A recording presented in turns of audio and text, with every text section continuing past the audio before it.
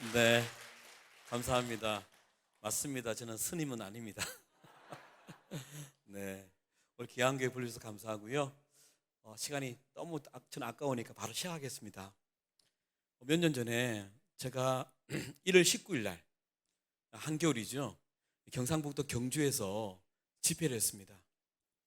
그때도 이제 코로나 전이라 그 캠프나 겨울 수련회가 많잖아요. 그래서 제가 3일간 주 강사로 경상북도 경주에 내려가서 집회를 했습니다. 하루 하고 난 다음에 숙소에 잠을 자고 있는데 새벽 2시쯤에 전화가 왔습니다. 보니까 이 새벽에 하고 봤더니 제 아내더라고요. 그래서 이 새벽에 왜 전화했지 하고 받았더니 그냥 딴 거 안 해요. 그냥 펑펑 울어요.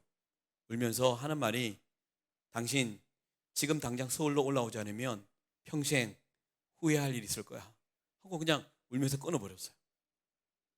너무 당황스러웠습니다. 새벽 2시에. 분명히 아내는 제가 사역자인 거 알고, 그리고 그 경주에서 어떻게 새벽에 올라옵니까? 그럼에도 불구하고 막 울면서 이렇게 말을 했다는 것이 직감적으로 뭔 일이 터진 것 같다는 생각이 들었습니다. 그래서 제가 잠을 못 자고 있다가 새벽에요 다시 전화를 했죠. 했더니 제가 딸이 셋 있는데 그 둘째 이름이 온유라고 그럽니다. 그 아이가 이 건강상에 큰 문제가 생겼다고 그러대요. 그래서 제가 정말 그 캠프가 완전히 민폐를 끼쳤죠. 양해를 구하고 서울로 갔습니다. 집으로 온 게 아니라, 여러분 안암동 가면 고려대학병원이잖아요. 고대병원에 가족이 있다고 그러더라고요. 찾아가서 뭐 워낙 큰 병원이니까 막 알아봤더니 5층으로 가래요. 5층이 소아병동인데 그 아이가 있다고. 그래서 제가 백팩 메고 캐리어 들고 엘리베이터를 못 기다리겠더라고요. 너무 마음이 급해서 그걸 들고 뛰쳐 올라갔어요. 올라가서 찾아보니까 어딘지 모르겠더라고요. 또 알아봤더니 우리 온유라는 아이가 우리 딸이 응급처치실이라고, 여러분 그 병이 안에 있는데 그 위급한 환자들이 가는 곳이에요. 거기 있다고 그러더라고요. 자, 문을 열고 들어갔더니 그 침대가 하나 있고요. 이미 10여 명의 의사 간호사가 삥 둘러서 있고 그 옆에 아내가 막 엉엉 울고 있더라고요. 아직도. 가방을 던져놓고요. 비부터 갔어요. 제가 얘 아빠라고. 딱 알을 열어봤는데 저희 딸아이가 벌거벗긴 채 여자인데 속옷 하나 입고 누워 있더라고요. 열인가 많이 꽂혀 있어 이미. 옆에 담당 교수님이, 저는 누군지 몰랐어요. 저한테 이렇게 치시면서 하는 말이, 아버님이 여기 도착하기 전에 이 아이가 한 8분간의 긴 발작을 하고 죽음 안에 들어갔습니다. 한순간에 제가 사망 선고를 받는 듯했습니다. 충격이 너무 커서 진짜 그 드라마처럼 아무것도 보이지 않았고요. 캄캄했습니다. 그러면서 제가 그냥 휘청하면서 무릎을 꿇었습니다. 다리 힘이 빠져가지고. 그리고 제가 넘어지지 않으려고 이제 침대 안간을 딱 잡았는데요. 제 뒤통수에서 대화 내용이 들렸습니다. 두 분의 교수님이 하는 대화 내용이 지금도 제게 쟁쟁합니다. 뭐라 그랬냐면, 이게 무슨 병이야? 이게 뭐야? 저희 딸은 희귀병이었습니다. 한국에서는 거의 찾아볼 수 없어가지고요. 해외 사례들을 찾아봤습니다. 중환자실 들어가고도 병명이 안 나왔습니다. 열흘 동안. 그래서 열흘 지나면서 어떻게 찾아낸 병명이 뭐냐면 anti-NMDA 수용체 뇌염이라고요. 아주 긴, 뭐 이게 뭔지도 모르는 처음 듣는 병명을 알려주셨습니다. 제가 좀 알려드리겠습니다. 이 어떤 병인지. 이 아이가 여자아이지 않습니까? 어린아이를 하더라도 난소가 2개 있는 것이죠. 근데 배 안에 난소 위에 큰 기형 종양이 생겼답니다. 암으로 갈 수 있는 그러면 몸은요 어떻게 이제 자연스럽게 반응하냐면, 자기가 항체를 만든대요. 자기 몸이. 그래서 항체가 만들어지면 그 항체가 기형 종양을 공격을 한대요. 왜냐하면 자기가 살아내려고요. 그래서 저희 딸은 항체가 만들어졌습니다. 그런데 이 기형 종양을 공격해야 될 이 항체가 자기 몸을 공격한 거예요. 이걸 우리는 자가 면역 질환이라고 그러죠. 그러니까 저희 딸은 뇌염과 자가 면역 여러 가지가 섞여 있는 희귀병이었습니다. 그러면서 이 강한 항체가 몸을 막 공격하면서 어디로 갔냐면 머리로 간 거예요. 그리고 뇌를 공격을 해서 8분간의 긴 발작을 일으키겠고 죽음 안으로 들어가게 만든 이런 상황이에요. 뇌사 같은.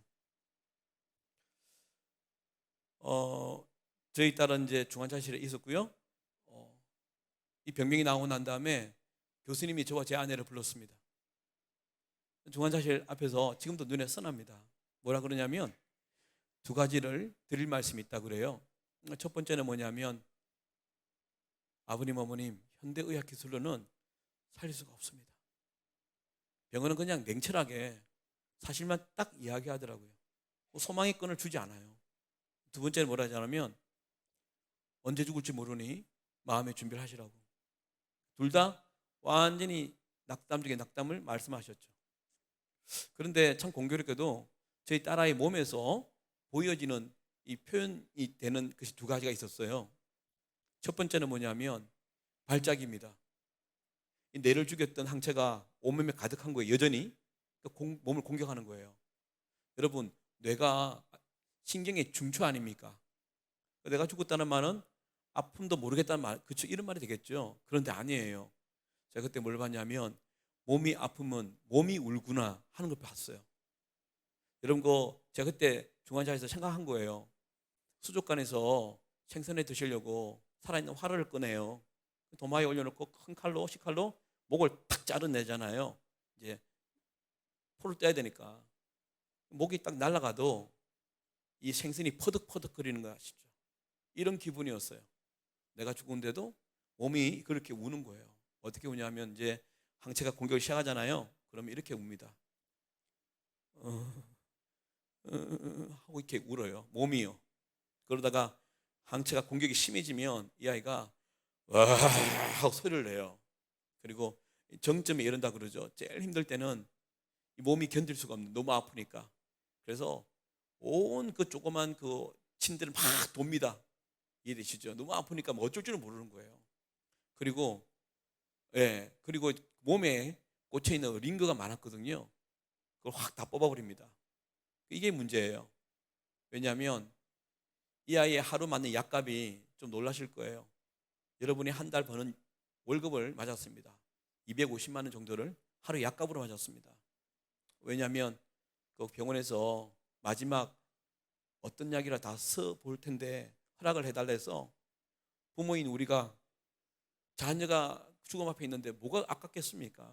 그래서 뭐라도 쓰시라고 우리가 빚을 내든지 어떻게든 다 갚을 테니까 그런 이야기 해서 썼는데 이 아이가 으악 하면 이 비싼 약들을 다 뽑아버립니다, 여러분. 그러니까 무용지물이 되지 않습니까? 그걸 알고 제가 그 아이가 할 때 시작되는구나. 그러면 제가 이제 신발을 벗고요 침대로 올라가요. 올라가서 제 몸을 이렇게 덮어버립니다. 그 위에다가. 무슨 상상이 좀 되시죠? 그리고 제가 엎어진 상태에서 이 두 손으로 이렇게 팔 있죠, 양팔을 확 눌립니다. 왜냐하면 온 힘을 다해서 와 하고 다 뽑아버리니까 자기 잡아야 되는 거예요. 이렇게 싸웁니다. 얼마나 힘이 센지. 1월 2월 달이었는데 한겨울 아닙니까? 그 끝나면 자기랑 나랑 몸에 땀이 그득합니다. 한번 발작하면 짧게는 2시간입니다. 이게 지옥 같았습니다. 첫 번째 증상이 발작이었고요. 두 번째 증상은 뭐냐면 제가 이번 주에도 부행을 다녀왔습니다. 4일간 하고 왔거든요. 저는 이렇게 오늘 하루 집회도 하지만 3, 4일간 이렇게 집회도 합니다. 제가 최근에 어디를 갔냐면 경남 창원이라고 아십니까? 거기 이제 3일간 부흥회를 갔습니다. 요즘은 새벽 저녁 낮에는 안 하지 않습니까? 새벽 집회를 마치고 호텔에 쉬고 있는데 그 담임 목사님과 장로님들이 찾아왔어요. 강사님, 심해 뭐합니까? 이 경남까지 왔는데 한번 바람 쐬러 가십시다 하고 저를 데려간 곳이 어디냐면 주기철 목사님 순교관이 창원에 있습니다. 들어보셨나요? 그렇죠? 예전에 일제 말기에 신사참배를 강요했잖아요. 결코 거기 우상에 굴하지 않고 참배하지 않아서 고문으로 돌아가신 분이 주기철 목사님이십니다. 그래서 경상도에는 주기철 목사님, 전라도에는 손양원 목사님 이렇게 유명한 순교자가 계시죠. 그래서 제가 목사님들 사문 당연히 함께 거기 순교관을 갔는데 이분이 고문으로 돌아가셨잖아요. 고문실이 있더라고요. 들어가니까 이제 막 손톱 발톱 뽑는 기계부터 막 많은 거 있어요. 근데 제가 깜짝 놀란 거예요. 뭘 보고. 뭐냐면 이 벽에 사람에게 가하는 고문 있잖아요. 제일 힘든 것부터 이 순서를 매겨놨더라고요. 그걸 보고 제가 깜짝 놀랐습니다. 여러분, 인간에게 가하는 제일 힘든 고문이 뭔지 아십니까? 그게 적혀 있더라고요. 잠 안 재우는 고문이래요. 오르기를 안 재우면, 내려 안 재우면 사람이 미쳐버린답니다. 저희 딸아이 두 번째 증상이 눈을 24시간 뜨고 있었습니다. 눈을 감지를 않았습니다. 이 항체가 잠을 못 자게 만드는 것 같아요. 여러분 혹시 밤새면 어떻습니까? 다음 날이 고되고 힘들지 않습니까? 이 실빛이 터져가지고 그쵸, 눈이 충혈된다 그러지 않습니까? 저희 딸은 며칠간 눈을 뜨고 있었냐면 20일 넘게 한숨도 자지 않고 눈을 뜨고 있었습니다. 그러니까 충혈이 뭡니까? 아닙니다. 눈에 흰자위가 없어지기 시작했고요. 그리고 이 흰자위가 분홍색으로 바뀌기 시작했습니다. 열흘이 지나니까 찐 분홍색이 바뀌어가지고 사람 눈이 아니더라고요. 이게 두 번째 증상입니다. 잠을 안 자는 거. 제가 진짜 마음이 아팠던 건 뭐냐면, 여러분, 뇌와 눈에 연결되어 있는 신경이 있어요. 그걸 우리는 시신경이라 그러잖아요. 죽어버린 거예요. 뇌가 죽었으니까. 그러니까 눈을 24시간 누구보다 많이 뜨고 있는데 아무것도 보지 못하는 장님이 되어버렸죠. 저는 이게 너무 힘들었습니다. 눈을 뜨고 있는데 눈 한번 깜빡해달라고 그렇게 어음복걸 해도 뭐 들을 수도 없고 보지도 못하니까 그렇게 힘들더라고요. 그래서 유튜브 정상이었는데요. 오늘 제가 영상 하나 가져왔습니다. 좀 더 이해를 돕기 위해서.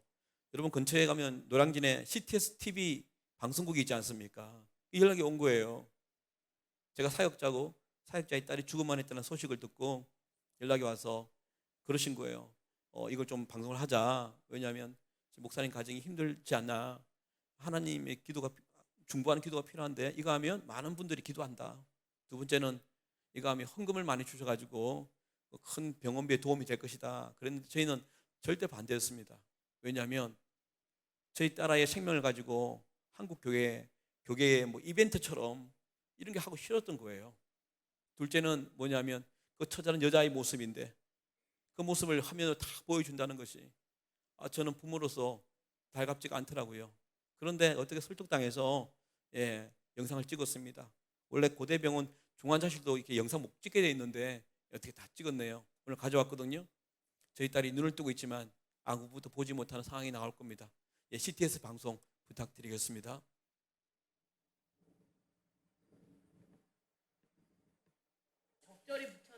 하루에 2번 있는 중환자실 연애 시간. 낯선 이곳에 사랑하는 둘째 딸 온유가 있습니다. 벌써 보름째 온유는 이곳에서 투병 중입니다.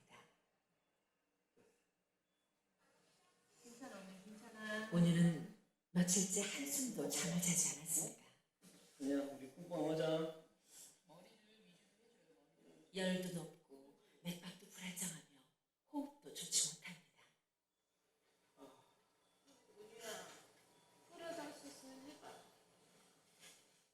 엄마의 말에도 온유는 대답이 없습니다. 가스가 너무 많이 차서 안 나오고 있거든요. 근데 지금 배가 너무 빵빵해지고 방구도 잘 아예 안 끼고 막 이러니까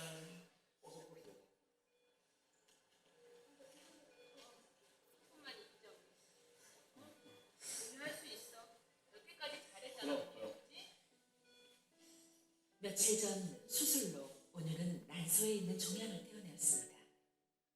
하지만 수술 후 가스가 배출되지 않아 엄마 아빠의 애를 태우고 있습니다.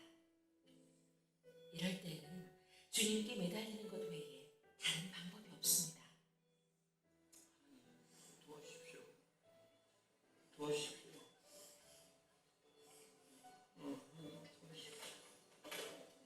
주여. 전능하신 하나님께 간구할 뿐입니다.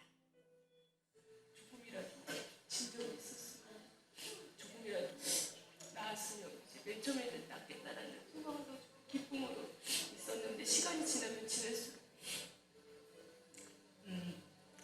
내 믿음을 믿게 하시는 것 같아요.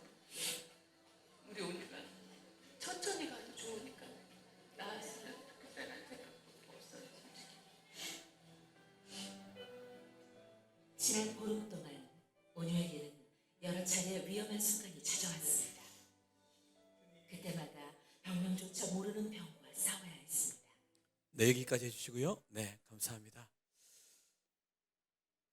바람처럼 어느 날 갑자기 저희 가정에 이제 죽음이란 단어가 들어왔죠. 인생이 그렇지 않습니까? 어느 날 문득. 여러분 다들 아시겠지만 중환자실은 면회밖에 안 됩니다. 그죠? 예. 그래서 아침에 15분, 오후에 15분 주시더라고요. 그게 전 세계의 중환자실 룰이죠. 그러니까 중환자실은 환자 그리고 간호사, 의사밖에 없는 곳이잖아요. 근데 이 고대 병원에, 이 큰 병원에서요, 우리 가족에게 엄청나게 큰 배려를 해주신 거예요. 그게 뭐냐면 부모 중 한 명은 들어와서 24시간 상주하시라, 이렇게 허락해 주신 거예요.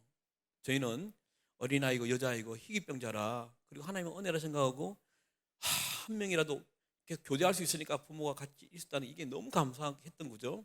그리고 이제 할렐루야 그러면 들어갔는데 하루 지나면서요, 배려가 아니었음을 알았습니다. 무슨 말이냐면, 여러분 중환자실은 삶과 죽음의 중간에 계신 분들이 계신 곳이에요. 그렇죠? 저 진짜 많이 봤습니다. 그 안에서 그냥 산소호흡기 이제 그만합시다 하고 떼버리면 돌아가세요. 들어갔냐 그냥 이제 더 이상 하지 맙시다 하고 스탑하면 그냥 이 땅을 하지 않은 분들이 계시는 곳이 중환자실이더라고요.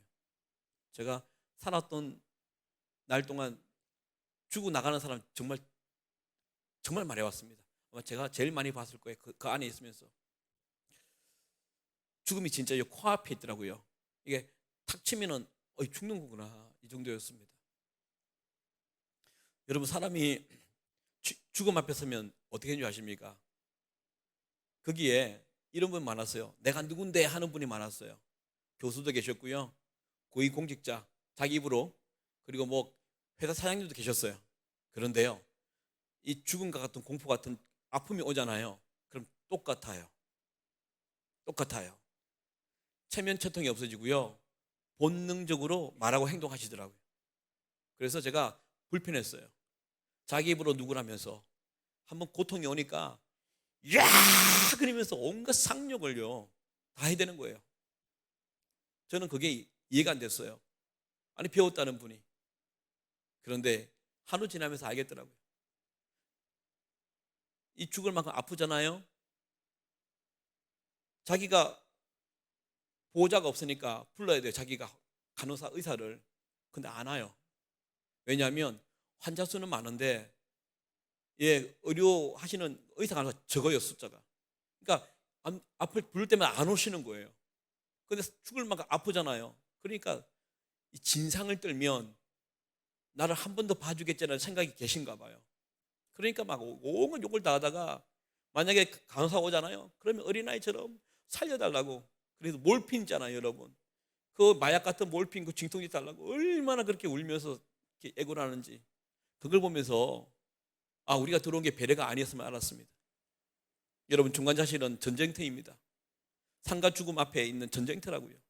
근데 저희 딸은 무슨 VIP라고, 우리 딸 한번 발작하면 2시간인데 어느 간호사가 걔를 껴안고 싸우겠습니까?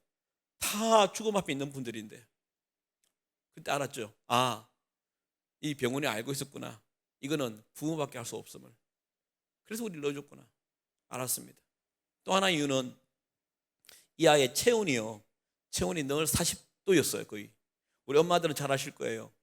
어린아이의 제일 무서운 병이 열병이라는 거, 그렇죠? 36.5도가 우리의 평균 온도인데 38.5도가 되면 열병이라 그래요. 그런데 저희는 40도였어요. 왜냐하면 이 몸 안에 그 항체가 있잖아요. 자기를 공격한 항체가 영역을 확장시킨대요. 이걸 점령하려고, 몸을 완전히. 그때마다 발열을 한답니다. 그래서 저와 제 아내에게 주어진 미션 하나가 있는데, 임무가, 그게 뭐냐면 열 잡는 거였어요. 왜냐하면 해열제를 아무리 집어넣어도 안 돼요. 안 떨어져요. 이게 하루 넣는 양이 있더라고요. 넣으면 안 된대요. 근데 끝까지 맥시면 닿는데도 안 떨어져요. 어떻게 잡은 줄 아십니까? 사람이 죽으면 시체를 염한다는 말이 있지 않습니까? 다 벗겨서 알코올로 다 닦아내지 않습니까? 저희가 그랬습니다. 그 한겨울에 그의 몸을 다 벗겨서 얼음물 같은 물에다가요, 수건을 적셔가지고 24시간 닦아냈습니다. 이거 어느 간호사가 하겠습니까? 아, 이래서 우리를 넣어줬구나. 그때 저는 신학적으로 알았고 그냥 말로만 느꼈던 말씀을 하나씩 깨닫기 시작했습니다. 시편 121편에 보면 이스라엘의 하나님은 주무시지도 졸지도 않는 분이라고 적혀 있지 않습니까? 저는 그때까지만 하더라도 하나님은 신이시니까 잠이란 개념이 없는 분이시지 은유적으로 이렇게 표현을 했겠지라고 그렇게 생각하고 살았는데 그날 여러분 제가 그 딸아이의 몸을 닦다가 혹시라도 졸면 이 딸아이의 목숨이 어떻게 되겠습니까? 죽지 않습니까? 하나님이 그랬구나. 하나님이 그랬구나. 하나님이 한순간에도 눈을 돌리시면 죽을 수 있는 게 우리 인생이구나. 그래서 예레미야 애가 3장에 22절에 여호와의 인자와 긍휼하심이 무궁하심으로 우리가 진멸되지 아니하는구나. 하루하루 사는 것이 하나님의 큰 은혜구나. 그때 온몸으로 깨닫기도 했죠. 이제 제 안에 한 명이 들어와 있으면 한 명은 밖에 있어야 되지 않습니까? 제가 이제 저녁에는 밖에 있습니다. 주로 밖에 있는데 밖에 보면 중환자실 밖에 보면요 환자 가족들이 많습니다. 환자 가족들이. 그런데 한 밤 10시쯤 되면 어떤 일이 벌어지냐면 뒤에 가족들이 하나 둘 떠납니다.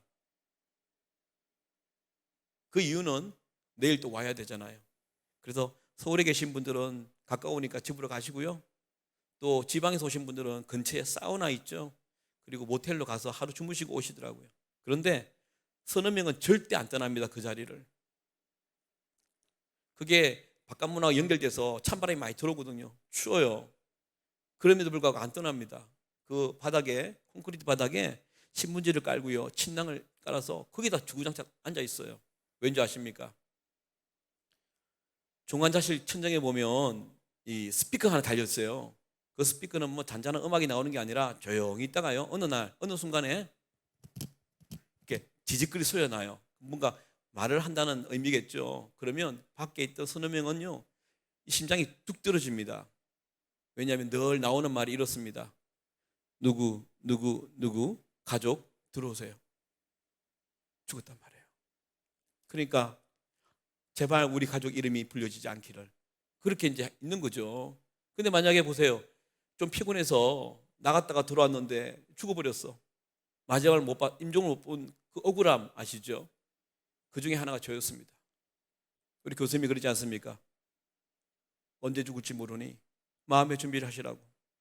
오늘 잠시 피곤해서 나갔다 왔는데 그 딸아이가 주님 앞에 가버리면 이 평생 제가 얼마나 억울해서 내 인생을 자책하며 살겠습니까?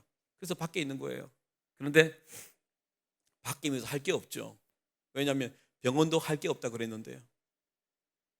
그래서 밖에 어성거리다가 그래도 하나 하는 게 할 게 있더라고요. 저는요. 기도요. 그죠? 저는 신앙인이지 않습니까? 그래서 제가 최근에도 아내가 큰 수술을 해서 고대병원을 간 적이 있거든요. 지난주에. 그때가 생각이 나더라고요. 중환자실 맞은편에 복도가 있는데 항상 거기 써 있었어요, 제가요. 제가 이 심장이요. 이게 오그라든다 그러죠. 이게 계속 오그라들어서 이 치지 않으면 숨을 못 쉬었습니다. 이 딸의 죽음이 저한테는 엄청 컸던 거죠, 충격이. 그러면서 지금 딸이 죽음 앞에서 이렇게 숨을 24시간 뜨고 있는데 아비가 잠을 자겠습니까? 그래서 그 벽에 서서 우리 아이들 벌 줄 때 벽 보고 서라 하는 것처럼 벽에 서서 제가 그 벽을 두드렸어요. 그리고 기도를 합니다. 여러분 아시죠? 인생이 너무 기가 막히면 기도가 안 나옵니다.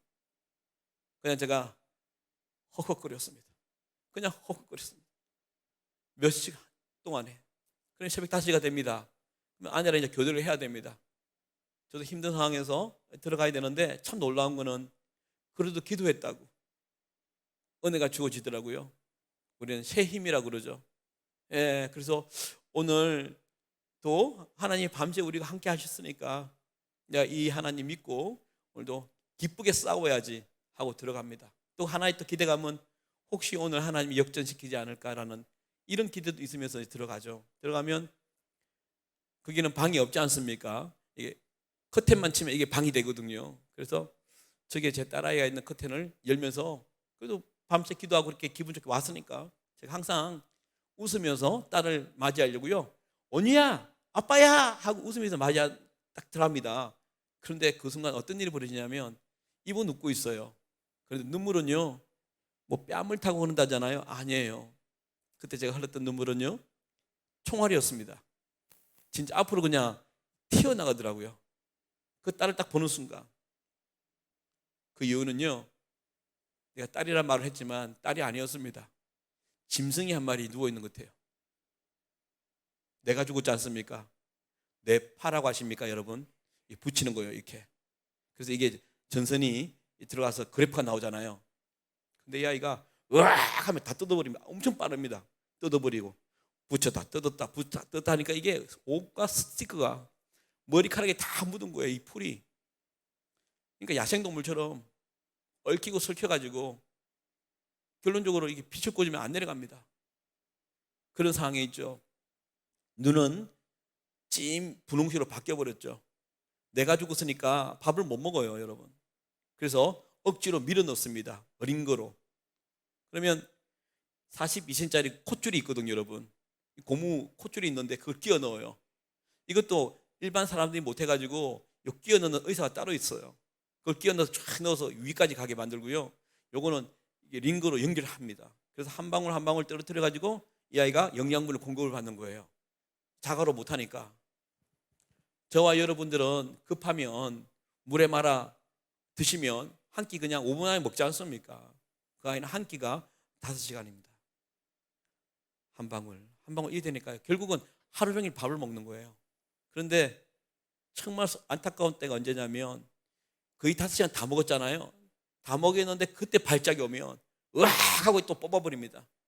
그러면 들어갔던 음식물 있잖아요. 영양분이 다 터져 나옵니다. 막 코로 입으로 뭐 이러니까 영양분이 잘 안 들어가니까 몸이 빼짝 말라져요.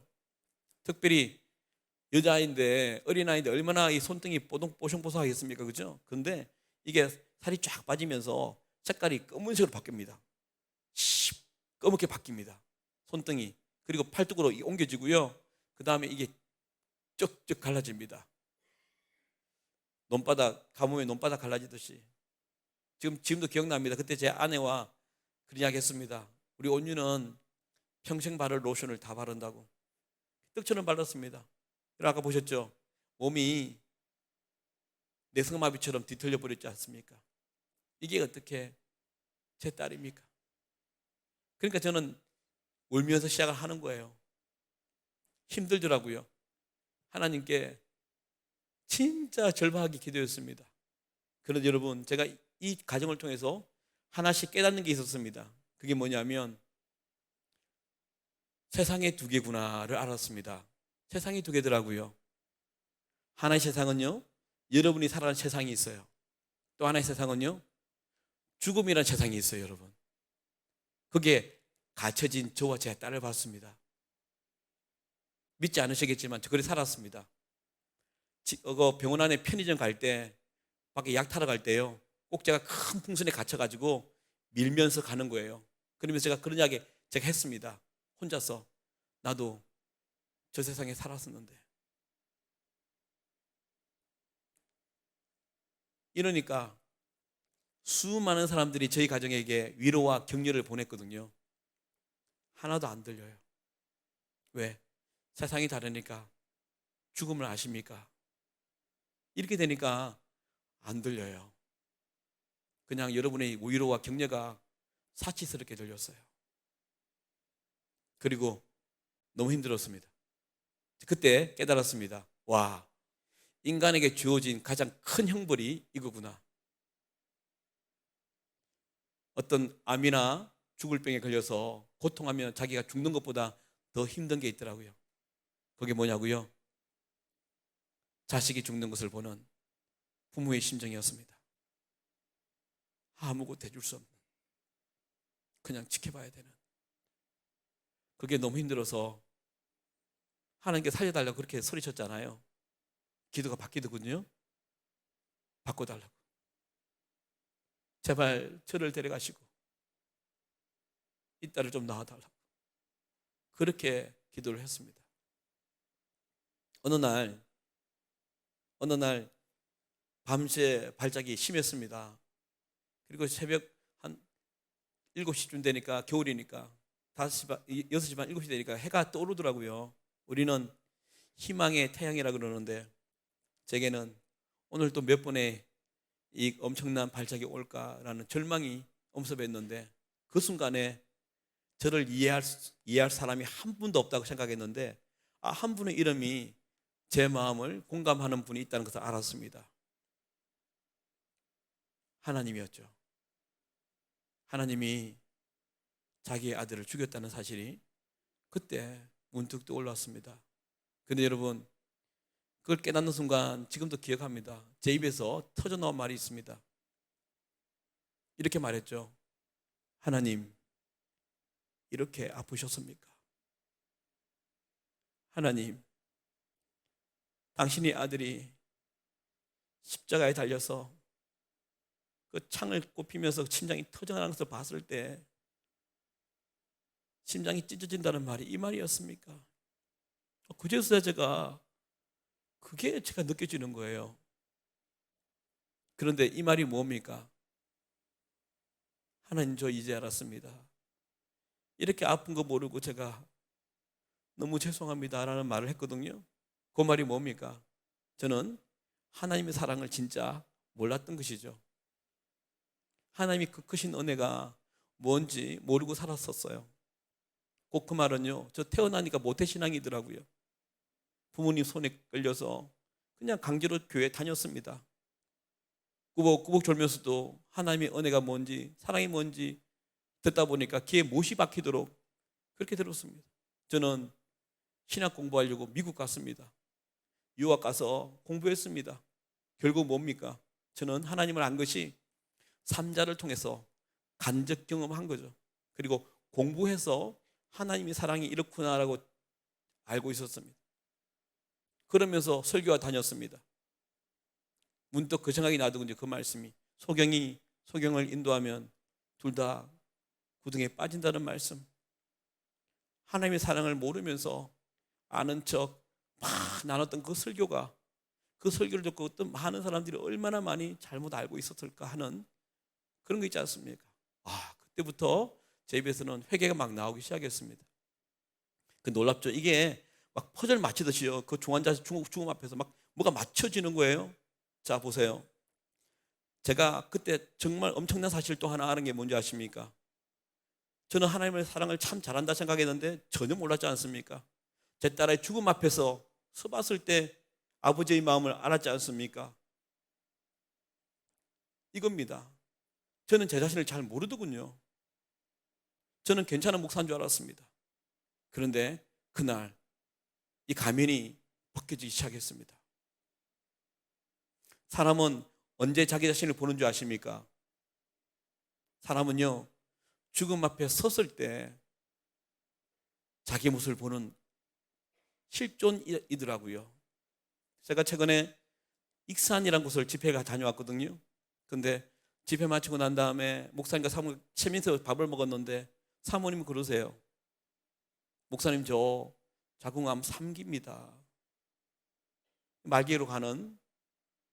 그러면서 하시는 말씀이, 그날 의사 앞에서 이 자궁 3기라는 판명을 받았을 때 뭐가 두려운지 아십니까? 그때 자기는 죽음보다 더 두려운 게 있었대요.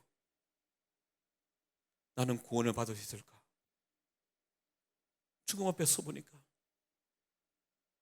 내 인생을 다 아시는 그 하나님, 삶으로 열심히 살았지만 그 안에 얼마나 인간의 생각들과 그게 막 그렇게 보이더래요.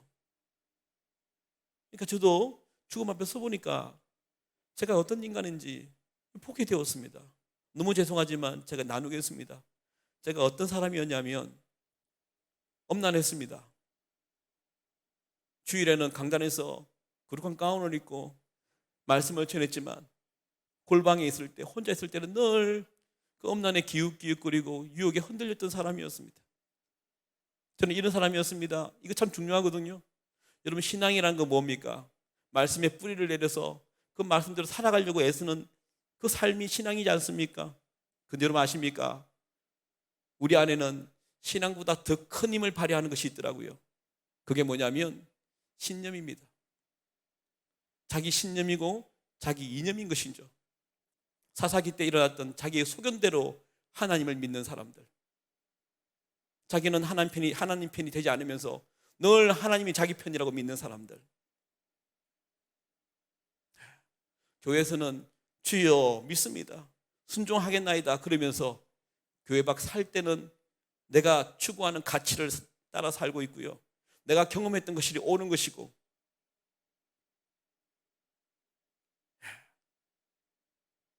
그게 저였더라. 결국 뭔지 아십니까 여러분?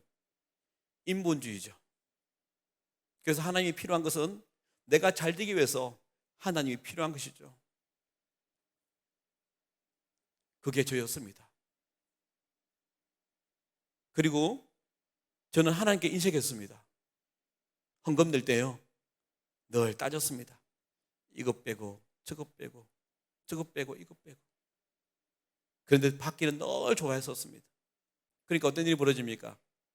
늘 받기만 좋아하는 목사이다 보니까 자기 희생이 없습니다.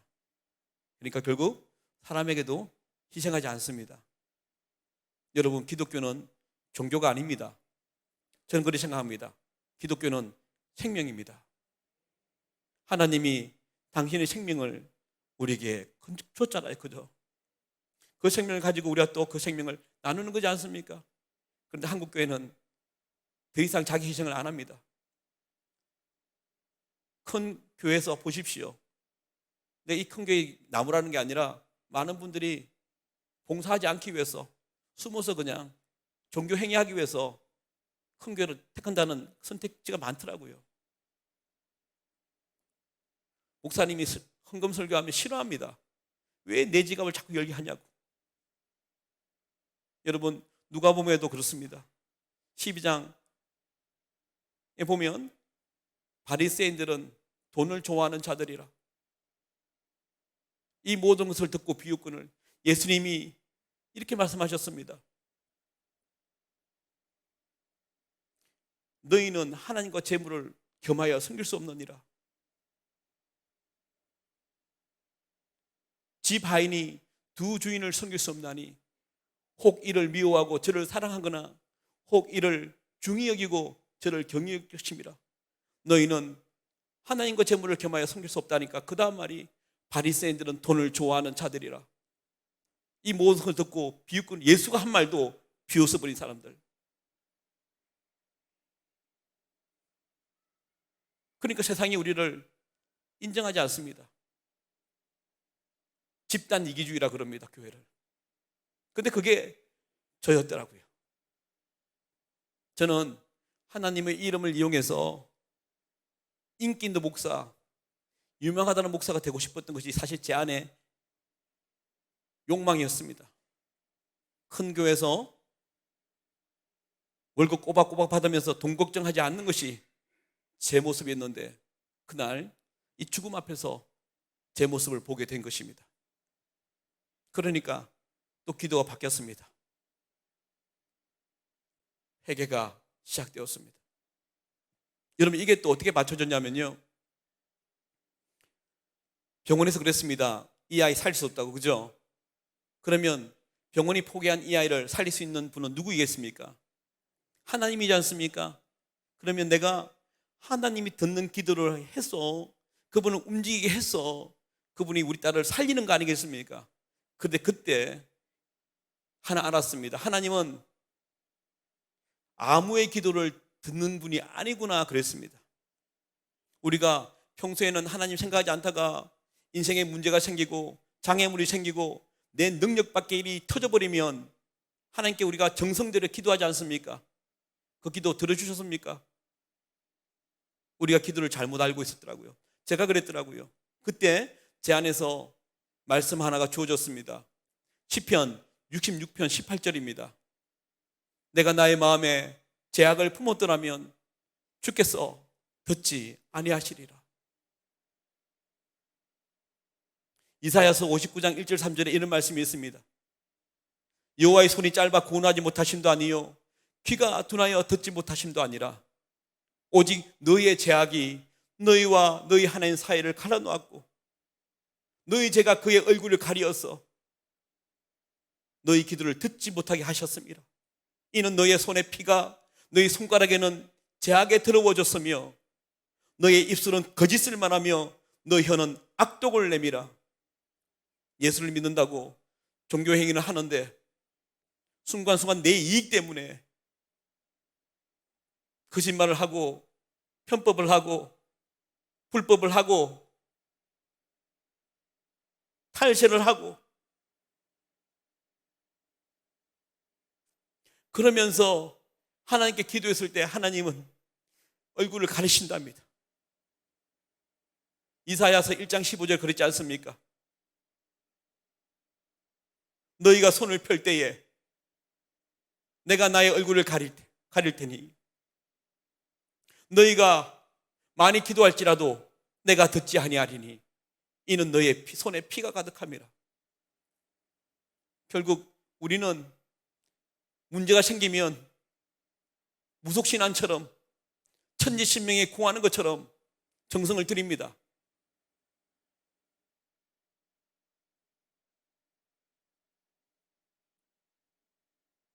내 소원을 이루기 위해서. 그러면서 여전히 죄를 좋아하고 죄를 사랑하며 죄와 동행합니다. 죄 안 짓고 어떻게 부자가 돼? 이러니까 하나님이 기도를 들으지 않는 거구나. 그래서 의인의 간구를 들으신다 한 거구나. 이게 막 맞춰진 거죠. 죽음 앞에서 내 죄를 보게 되었고 이 죄가 해결되지 않으면 하나님이 듣지 아니하시니 그러면 결국 우리는 딸은 죽음밖에 없겠구나. 이렇게 제가 결론이 났습니다. 그래서 저는 우리 딸을 살리기 위해서라도 내 죄를 하나하나 다 토해내야 됐었습니다. 하나님께서 저를 이렇게 이끌기 시작했습니다. 그날 딸아이는 꼭 이렇게 말한 것 같아요. 아빠, 내가 내 생명을 하나님께 담보로 내어놨으니 아빠 네가 누군지 좀 봐. 저는 그날 가짜 목사였음이 들통이 났습니다. 교모에게 하나님 섬기는 듯 하나 내 욕심을 위해서 하나님을 수단 방법으로 삼았던 사람, 그게 그날 들통이 난 겁니다.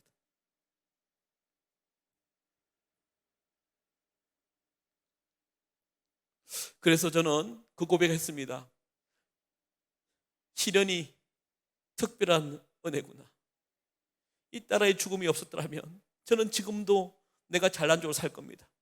왜 우리가 우리 자신을 잘 모르는 줄 아십니까? 잠언 16장 2절에 이런 말씀이 있습니다. 사람의 행위가 자기 보기에는 모두 깨끗하여도 여호와는 심령을 감찰하시느니라. 내가 몇 대째 예수 믿는까지 태어났잖아. 나 모태신앙이잖아. 내가 지금 봉사를 교회 생활을 3, 40년, 50년 했는데 내 직분이 뭐야? 내가 봉사를 얼마나 많이 했는데 이것으로 우리는 괜찮은 사람인 줄 알지만 그래서 오해하고 살더라고. 그게 저였다고요. 저는 오늘 여러분에게 도전하고 싶습니다. 혹시 저 같은 사람이 있을까 봐. 여러분, 우리 이렇게 고백했지 않습니까? 주 예수보다도 귀한 것은 없네. 세상 부귀가 바뀔 수 없네 라고 고백했지만 실생활은 어떻습니까? 세상 부귀를 위해서 하나님이 필요한 거 아닙니까? 그래서 우리는 이렇게 말합니다. 예수 믿으면 복을 받는다고. 얼마나 이렇게 우리가 전도했습니까? 이 말을 자세히 생각해 보십시오. 예수를 믿으면 복을 받는답니다. 예수가 전제 조건입니다. 네가 예수라는 이 방법과 수단을 택하면 어떤 복? 어제보다 잘 사는 복, 우리 자녀들이 좋은 대학 가는 복, 좋은 직장 얻는 복, 남편이 승진하는 복, 더 큰 아파트를 이사가는 복, 더 큰 차 타는 복. 그래서 한국의 교인들은 얼굴이 무겁습니다. 어느 한 날 내 손을 들어줄 그때를 기다리며 기도하고 있지요. 그런데 성경은 뭐랍니까? 시편 16편 2절에 여호와여 주만이 나의 주님이시오니 주밖에는 나의 복이 없다 하였나이다 그랬는데 예수가 복이라는데 우리는 예수를 통해서 세상이 추구하는 그 복을 얻고자 한다. 그러면 하나님의 존재 목적이겠습니까? 세상 즐거움 다 버리고 얼마나 우리가 수천만 번 고백했습니까?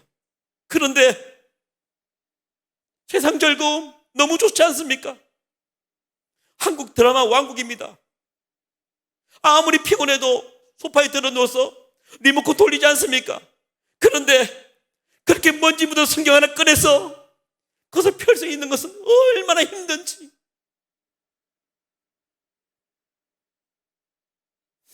손에 유튜브는 떠나질 않는데 말씀 하나 제대로 아는 게 없이 그냥 종교 행위하면 구원받기 줄 아는 값싼 구원론에 잡혀서 높은 산이 거친 들이 초막이나 궁궐이나 내주 위에서 모신 곳이 끝이나 하늘나라라고 그렇게 고백해놓고 얼굴은 초막 때문에 힘든 거 아닙니까? 쭉쭉 올라가는 저 아파트에 내 것은 왜 없지? 온갖 돈을 다 끌어모아서 물 하나 샀는데 이자가 막 높아졌어. 월말 월초가 되면 스트레스를 미칠 것 같아. 근데 이분은 여전히 뭐예요? 예수만 있으면 천국이랍니다. 그렇습니까, 여러분?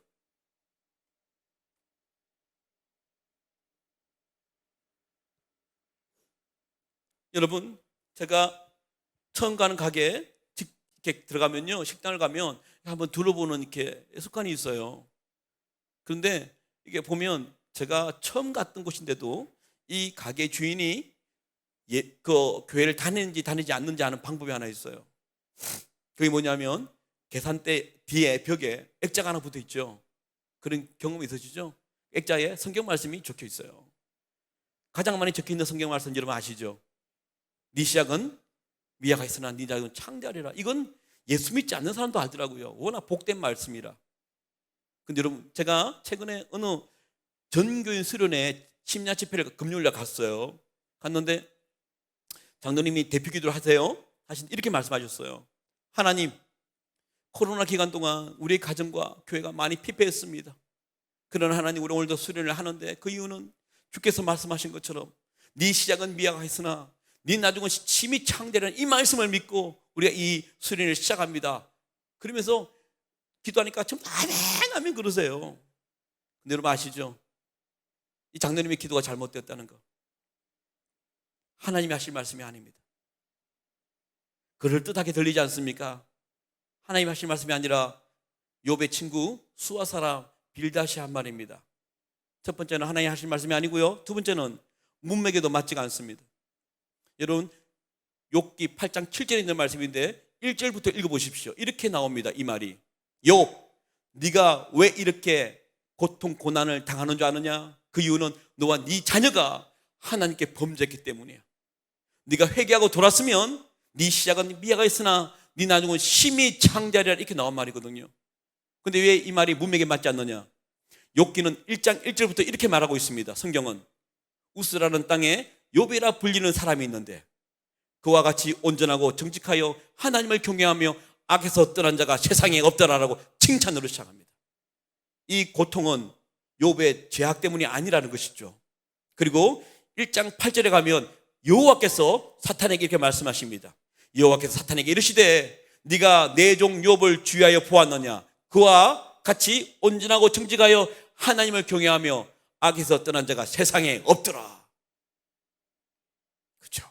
그리고 1장에 보면 욥은 항상 가족 모임을 할 때마다 자녀들이 하나님께 범죄하지 않게 하기 위해서 하나님께 번제를 드렸다고 적혀 있습니다. 마지막으로 세 번째, 욥기는 42장이 끝나는데 그때 하나님이 개입하십니다. 친구들에게 너희들이 욥에게 했던 말들이 옳지 않도다. 하나님이 하신 말씀도 아니고 문맥에도 맞지 않으며 하나님도 옳지 않다는 말을 우리는 부적처럼 그걸 적어놨죠. 왜요? 내한테 진짜 원하는 건 뭐라고요? 창대케 되는 것. 그래서 편집합니다. 우리 말씀도 보십시오. 성경 말씀에 하이라이트 꺼져 있으면, 줄이 쳐 있으면 다 나에 대한 복이에요. 나에 대한 격려고. 자신을 부인하고 십자가를 지라는 말에는 사복음서에 다 나오는데도 우리는 거기에 줄이 안 가 있습니다.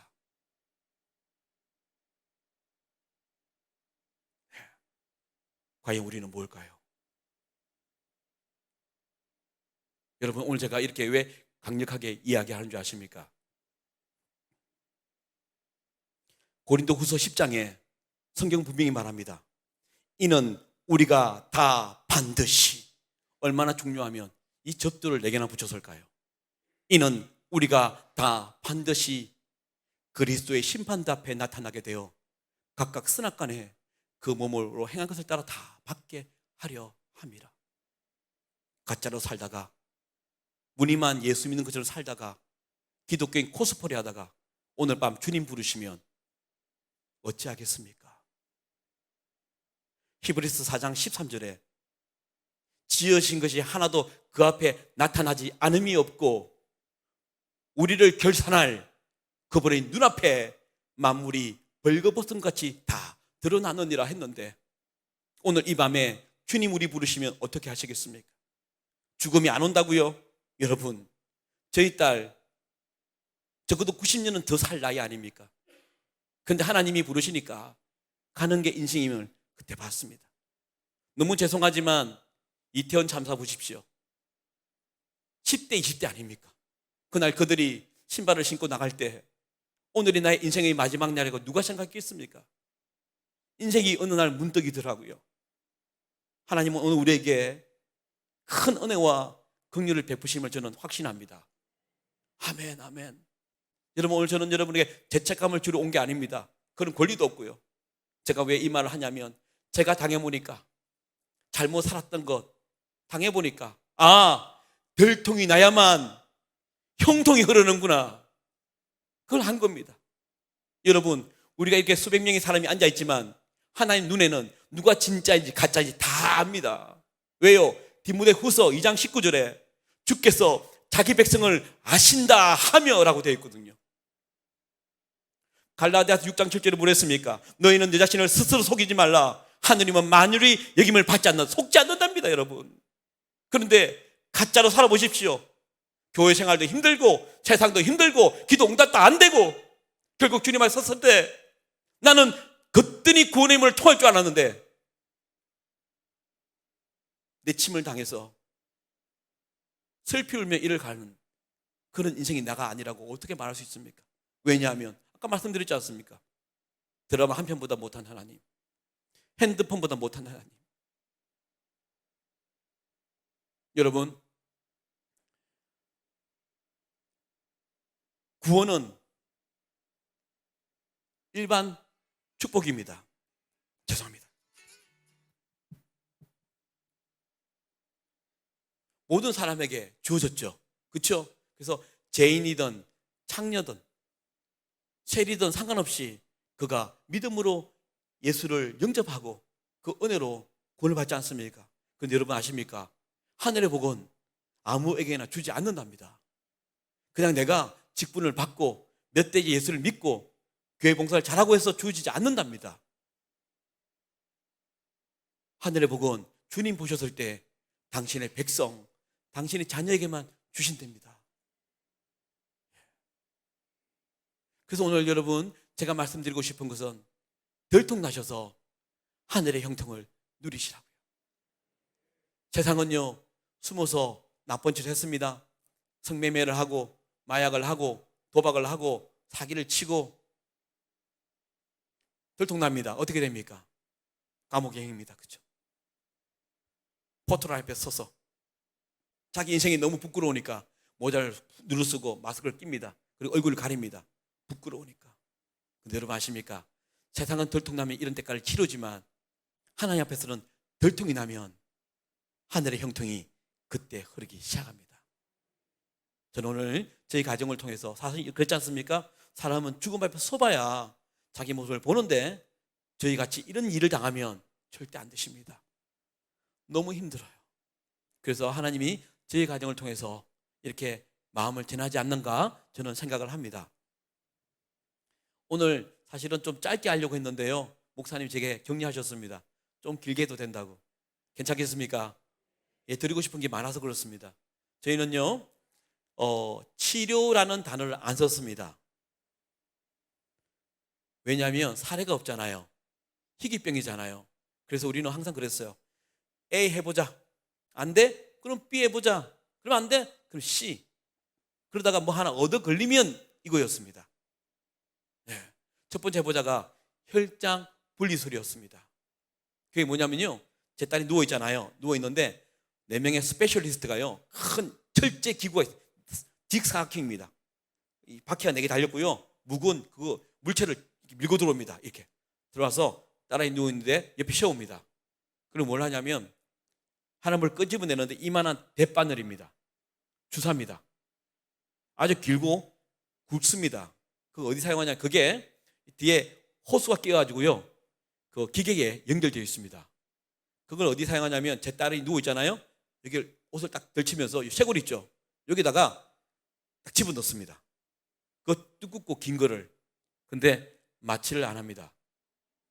왜냐하면 2가지 이유입니다. 하나는 내가 죽었으니까 아픔을 모르지 않겠냐. 두 번째는 부작용입니다. 혹시 전신 마취를 넣었다가 부작용이 생기면 희귀병이, 이래서 넣는데 여러분 아시죠? 이분이 몰랐던 것이 있습니다. 이 몸이 아프니까 몸이 울었지 않습니까? 아프다고. 그걸 그 굵고 긴 거를 꽉 두 손으로 밀어 넣는데 쭉 들어가는데 이 아이가 너무 아팠던 거예요.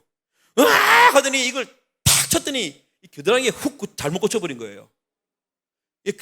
좀 전에 이런 말씀한 저는 그 의사들이 또 놀래가 하면서 확 뽑아봤는데 구멍이 뻥 뚫리더니 피가 그냥 확 솟아나는 거예요.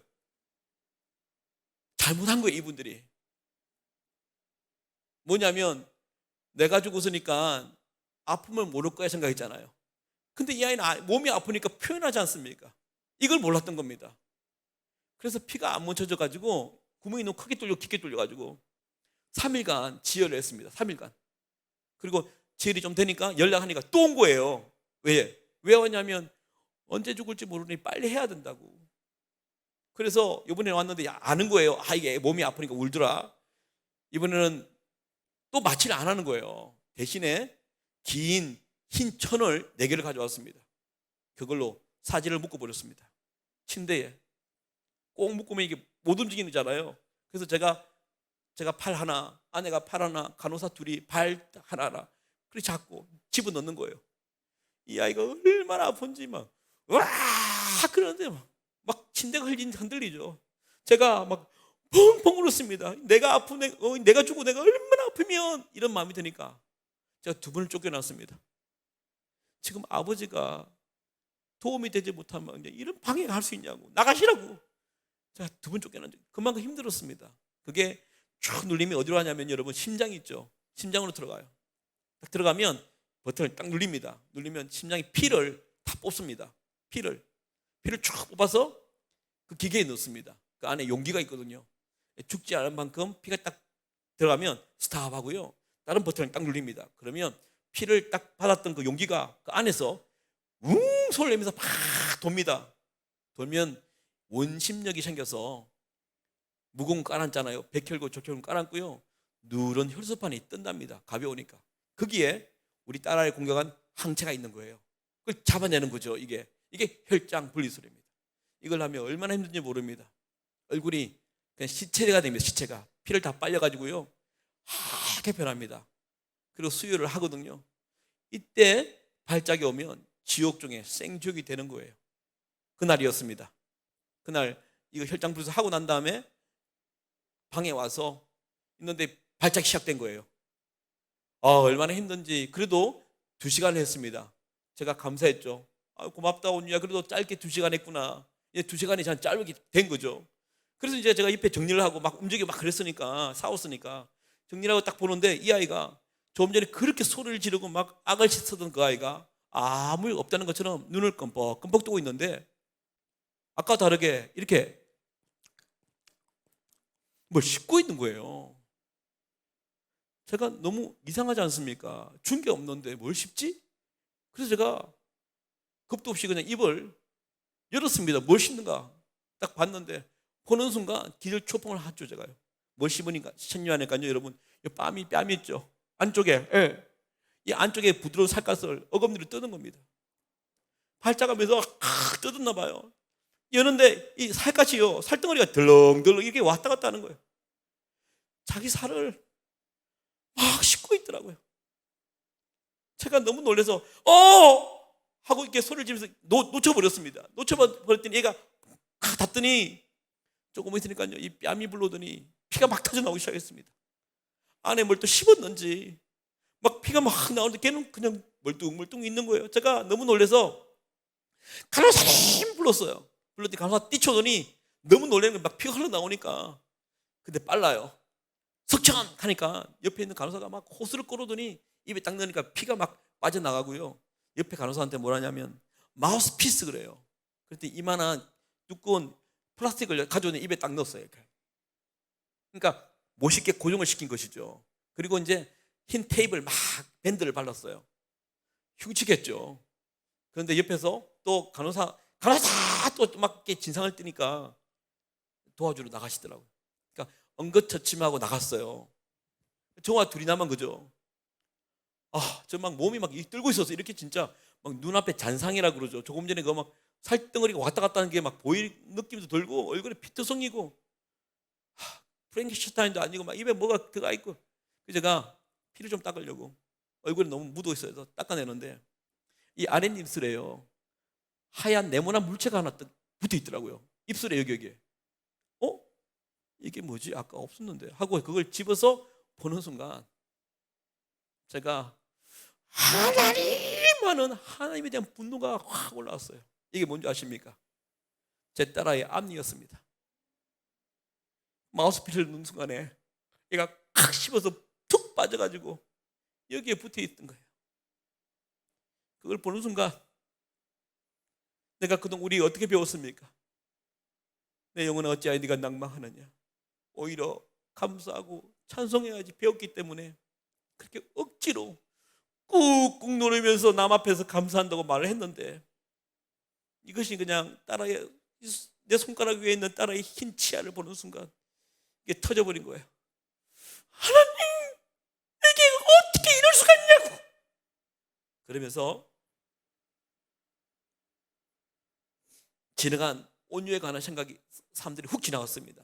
여러분, 저는 미국에서 13년을 살았습니다. 아까 신학 공부를 갔지 않습니까? 유학 갔다가 거기서 살게 되었고, 저는 미국이 너무 좋아서 영주권을 그렇게 기도했는데 13년 만에 영주권이 주어졌습니다. 여러분, 영주권을 받았다는 이유는 평생 미국에 살려고 하는 마음이거든요. 그런데 영주권이 나오니까 그제야 여행 허가서가 나왔습니다. 한국을 합법적으로 갔다 올 수 있도록 허가를 해주더라고요. 10년 만에 한국을 나왔고 저는 한국에서 아는 분들과 함께 몇 교회를 이렇게 다녔습니다. 다니면서 제가 뭘 깨달았냐면 한국 교회에 내가 할 일이 있음을 보게 된 거예요. 저는 예배학을 전공했는데 희한하게 한국은 예배 때는 참 거룩하게 보이시고 정말 엄숙하고 그렇잖아요. 근데 나가면 다른 거예요, 사람이. 저는 예배를 삶의 예배로 배웠는데 한국에서는 기독교란 말이 그때 처음 들었거든요. 이게 뭐지? 그래서 제가 미국 들어가면서 제가 하나님께 소원기도 한 거예요. 하나님, 저 한국 갈게요. 이렇게 그냥 된 거예요. 그래서 내 마음이 바뀌기 전에 빨리 짐을 다 정리하고 미국 삶을 다 정리하고요, 한국으로 왔습니다. 그때 저는 그 힘들게 받았던 13년 만에 받았던 영주권을 버리고 왔습니다. 왜냐하면 힘들 때마다 영주권이 있으면 나 미국 가면 되지. 이 신앙은 비상구를 친 게 아니라 배수진을 치라 했지 않습니까? 에스더처럼 죽으면 죽으리라처럼. 그래서 제가 버리고 왔어요. 그러면 제 계산으로는 이렇게 하나님께 내 인생을 다 드렸으니까, 영주권도 드렸으니까 나를 멋지게 사용할 거라 생각이 들었었어요. 그런데 아니에요. 한국교회가 저를 모르죠. 당연하죠. 무명이니까. 그러니까 이제 교회 사례는 불구하고 돈을 벌 일이 없더라고요. 그래서 제가 뭐였는지 아십니까? 제 생각으로는 한국 오면 막 사역이 막 문이 열릴 줄 알았는데 아니요. 4년 동안 한국에서 피자 배달했습니다. 영어 과외하고요. 허드렛 일을 했습니다. 돈 벌 데가 없으니까. 그래서 그리 살다 보니까 가정이 너무 힘든 거예요. 재정적으로 너무 힘든 거예요. 지금도 제가 기억나는 게 늘 쌀이 떨어졌습니다. 그래서 우리 아내가 첫째에게 미국 잘 살다가 데려와서 그 첫째가 하는 말이, 이슬아, 오늘 교회 가면 점심 때 밥 두 끼 최대한 먹고 와라. 저녁에 쌀이 없으니까. 이런 일들. 저희는 재건축에 들어가 있는 국민주택에 이사를 갔습니다. 재건축에 들어가 있는. 가니까 벽이 갈라져 있어요. 도배를 했는데도 갈라져 있어요. 욕조가 깨져 있어요. 제가 주인에게 전화했어요. 이렇게 해서 어떻게 샤워를 합니까? 좀 바꿔달라니까 하는 말이, 언제 밀어붙일지 모르는 이 건물에 난 투자할 수 없다. 네가 나가려면 나가라. 돈이 없으니 나갈 수도 없고. 그렇게 살았습니다.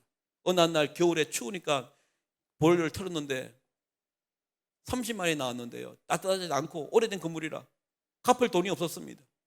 3개월 동안 못 갚으니까 그냥 가스를 끊어버리더라고요. 그러니까 가스가 안 나오니까 밥을 해먹을 수 있습니까? 쌀도 많이 없었지만 일회용 버너 빌려서 그렇게 애들 섬겼습니다. 겨울 되니까 여러분, 곰팡이 아십니까? 이게 단열이 잘 안 되는 집이니까 온도 차이가 너무 차이 나니까 곰팡이 온데 쳐가지고요, 쇠로 도배 그 다 그림이 벽화가 그려져 있어요. 냄새가 얼마나 지독한 줄 아십니까? 곰팡이. 그래서 모든 문을 다 잠그고 그 차가운 냉방에 그 거실에, 그때 태어난 아이가 온유입니다. 태어나서 조산원이 어디 있습니까? 그 3일 병원에다 데려왔는데 그 갓난장에 오자마자 곰팡이균에 감염이 돼가지고 돈을 빌고 빌리고 빌려서 그 애를 막 데려다, 그게 생각이 다 나는 거예요. 하나님, 내가 뭘 잘못했냐고. 내 인생을 다 들여왔고 그때도 힘들 때 내가 하나님께 불평불만한 적이 없는데, 근데 이 아이는 무슨 잘못이냐고. 태어날 때부터 그렇게 힘들게 하더니 결국 이렇게 데려가는 것이 당신이 하나님이라면 나는 이런 하나님 믿지 않아. 제가 그래서 그날 병원에서 여러분, 딸의 치아를 꼭 쥐고 이를 깨물어 악물고요 결단했습니다. 내가 당신을 오늘 밤에 욕하고 저주하고 대적하리라. 나는 이런 하나님 믿지 않아. 감히 내 딸에게 이렇게 할 수 있단 말이냐, 이런 마음이 확 들어가지고요. 그래서 제가 다른 환자들이 약을 의사라고 소리치지 않습니까? 그때를 기다렸습니다. 그때를 기다려서 내가 당신을 대적하겠다고. 그리고 쉬고 있었는데 그 순간 주의 은혜가 임했습니다. 묵묵부답이 있던 그분이 어떤 도전을 줬냐면, 지금도 환청도 아니고 음성도 아니에요. 그냥 이 문구가 제 마음에 들어왔어요. 너 이래도 나 신뢰하니. 저는 그때 이 질문에 답하지 못했습니다. 여러분, 저는 4대째 예수 믿는 가정에 태어났습니다. 태어났더니 제일 많이 듣는 말이 주여 믿습니다 였지 않습니까? 그런데 그 말을 못하겠더라고요. 왜요? 내가 배웠던 하나님과 내 눈앞에 있는 하나님이 다른 거예요. 우리 어떻게 학습됐습니까? 교회에서 솔직히 어떻게 세뇌당했습니까? 하나님은 사랑이시라, 긍휼의 하나님이시라, 좋으신 하나님은 오늘도 노래했지 않습니까? 은혜가 풍성한 하나님이라고. 근데 제 눈앞에 있던 실제 하나님은 군화를 신고 나를 눕혀서 군나발로 내 목을 지디기면서 죽이려고 덤볐던 원수 같은 하나님이었습니다. 송곳니를 드러내고 야생동물처럼 나를 갈기에 찢으려고 덤볐던 그런 짐승 같은 하나님이었습니다. 화분에 꽂혀있는 그 화초를 뿌리쳐 뽑아서 마구 뒤흔드는 하나님이었지 않습니까? 실제로는 나한테는 이게 매치가 안 되는 거예요. 그래서 저는 너 이래도 나 신뢰하니라는 그 도전에 저는 말을 못했습니다. 그런데 그 순간 깨달음은 있었습니다. 아, 믿음이라는 것은 암기하는 것이 아니었구나. 설교를 들으며 제자 훈련하면서 공부하는 게 아니었구나. 믿음은 암기하는 것이 아니라 삶으로 증명해내는 것이구나. 그때 이전에 이었던 말씀이 쑥 올라오더라고요. 고린도후서 13장 5절에 이런 말씀이 있습니다. 너희가 믿음 안에 있는지 너희 자신을 시험하고 너희 자신을 확정하라. 네가 예수 믿는 사람이면 살면서 선택의 길에서 증명해내라. 우리 어떻습니까? 아멘, 순종합니다라고 그렇게 고백하지만 순간 들어오는 계산과 내 눈에 보이는 그 이익 때문에 우리는 내가 그리스도인임을 드러내지 못하니까 세상 사람들이 모르는 거예요. 어느 날 성경을 끼고 교회를 가면 너 교회 다니니? 교회 가자 뭐랍니까? 너나 잘해. 여러분, 이 말씀 무섭습니다. 너희 안에 믿음이 있는가? 너희 자신을 시험하고 너희 자신을 확정하라. 예수 그리스도께서 너희 안에 계신 줄을 너희가 스스로 알지 못하느냐? 그렇지 않다면 너희는 버림받은 자니라. 그냥 기독교인 코스프레 하다가 결국 이미 구원이란 단어와 상관없는 버림받은 자. 그래서 그걸 깨달으면서 또 제가 너무너무 그때 처절했기 때문에 한 번 더 하나님께 도전을 했죠. 그리고 내가 이 밤에 당신을 대적하리라 했는데 또 다른 문장이 들어왔습니다. 두 번째 은혜죠. 잊을 수가 없습니다. 이렇게 도전하셨습니다. 이제 네가 했던 말에 책임을 져야지. 여러분, 오늘도 우리가 예배당에 와서 얼마나 많은 복음성과 찬송가로 하나님께 고백했습니까? 그런데 예배당 나가면 상관은 없습니다. 목사님 설교할 때 아멘 하고 은혜 받잖아요.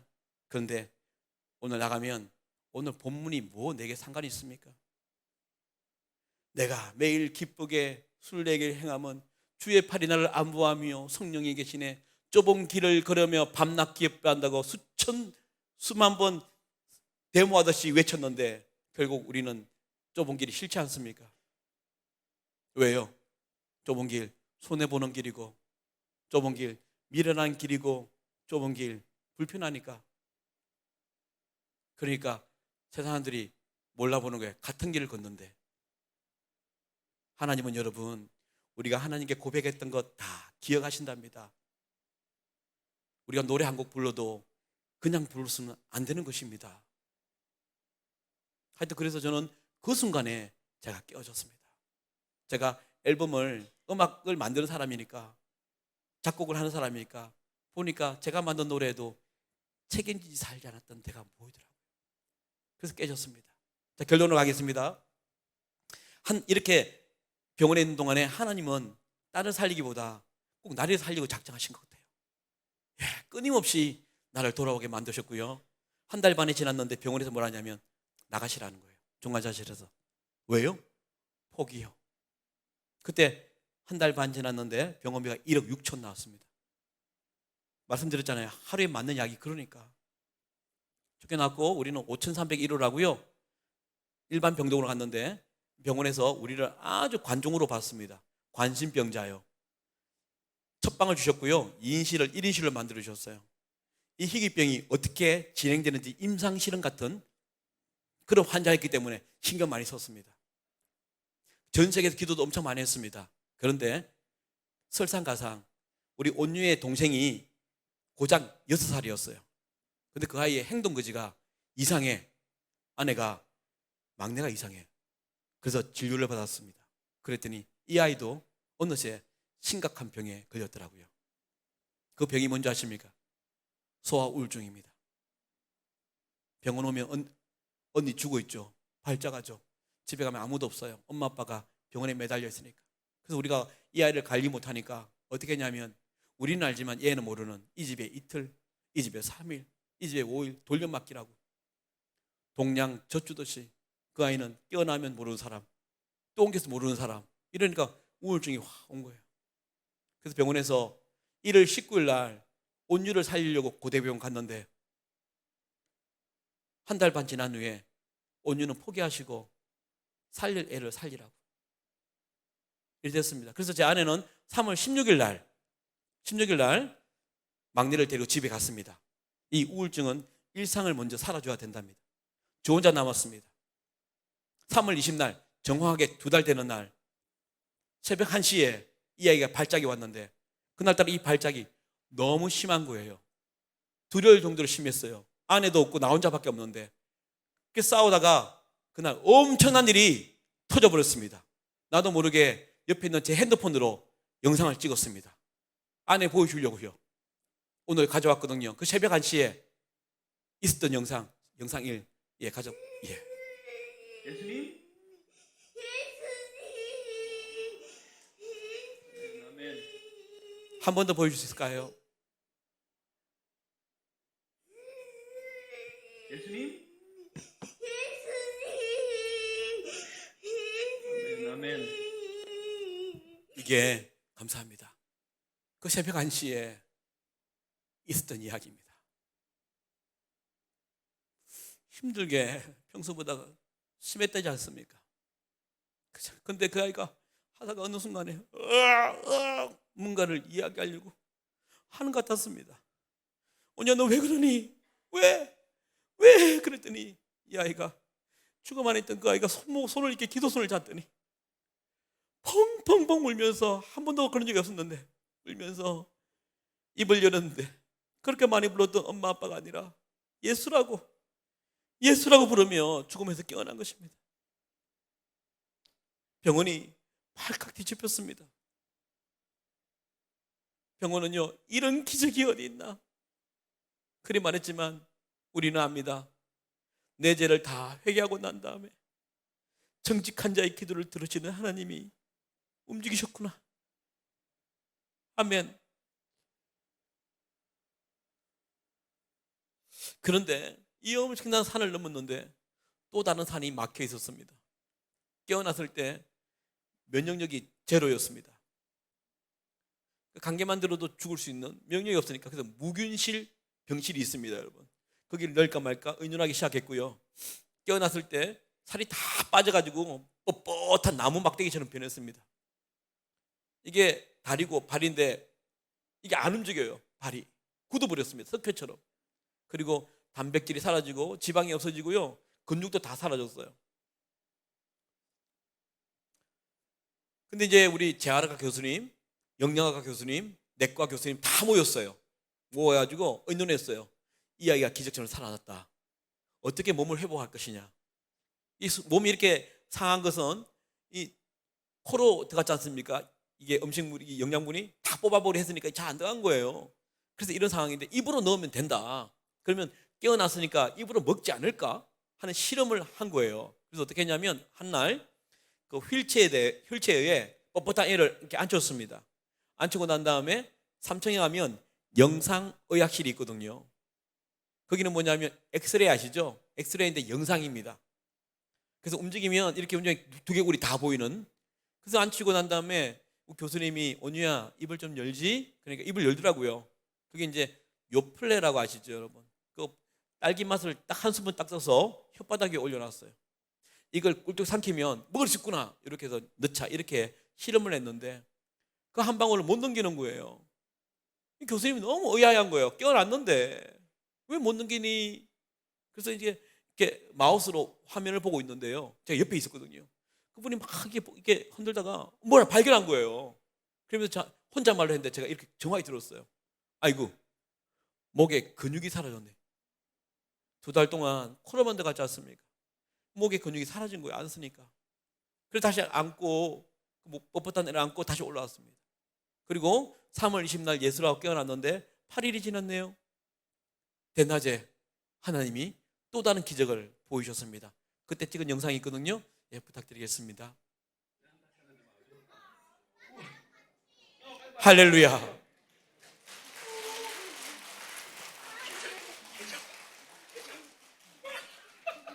세빈이 기다려줘요. 이거 기적인데 어떻게 됐어? 됐어? 기적이에요, 기적. 하나님이 함께 하십니다. 여러분, 제가 저거를 연출했다 생각하십니까?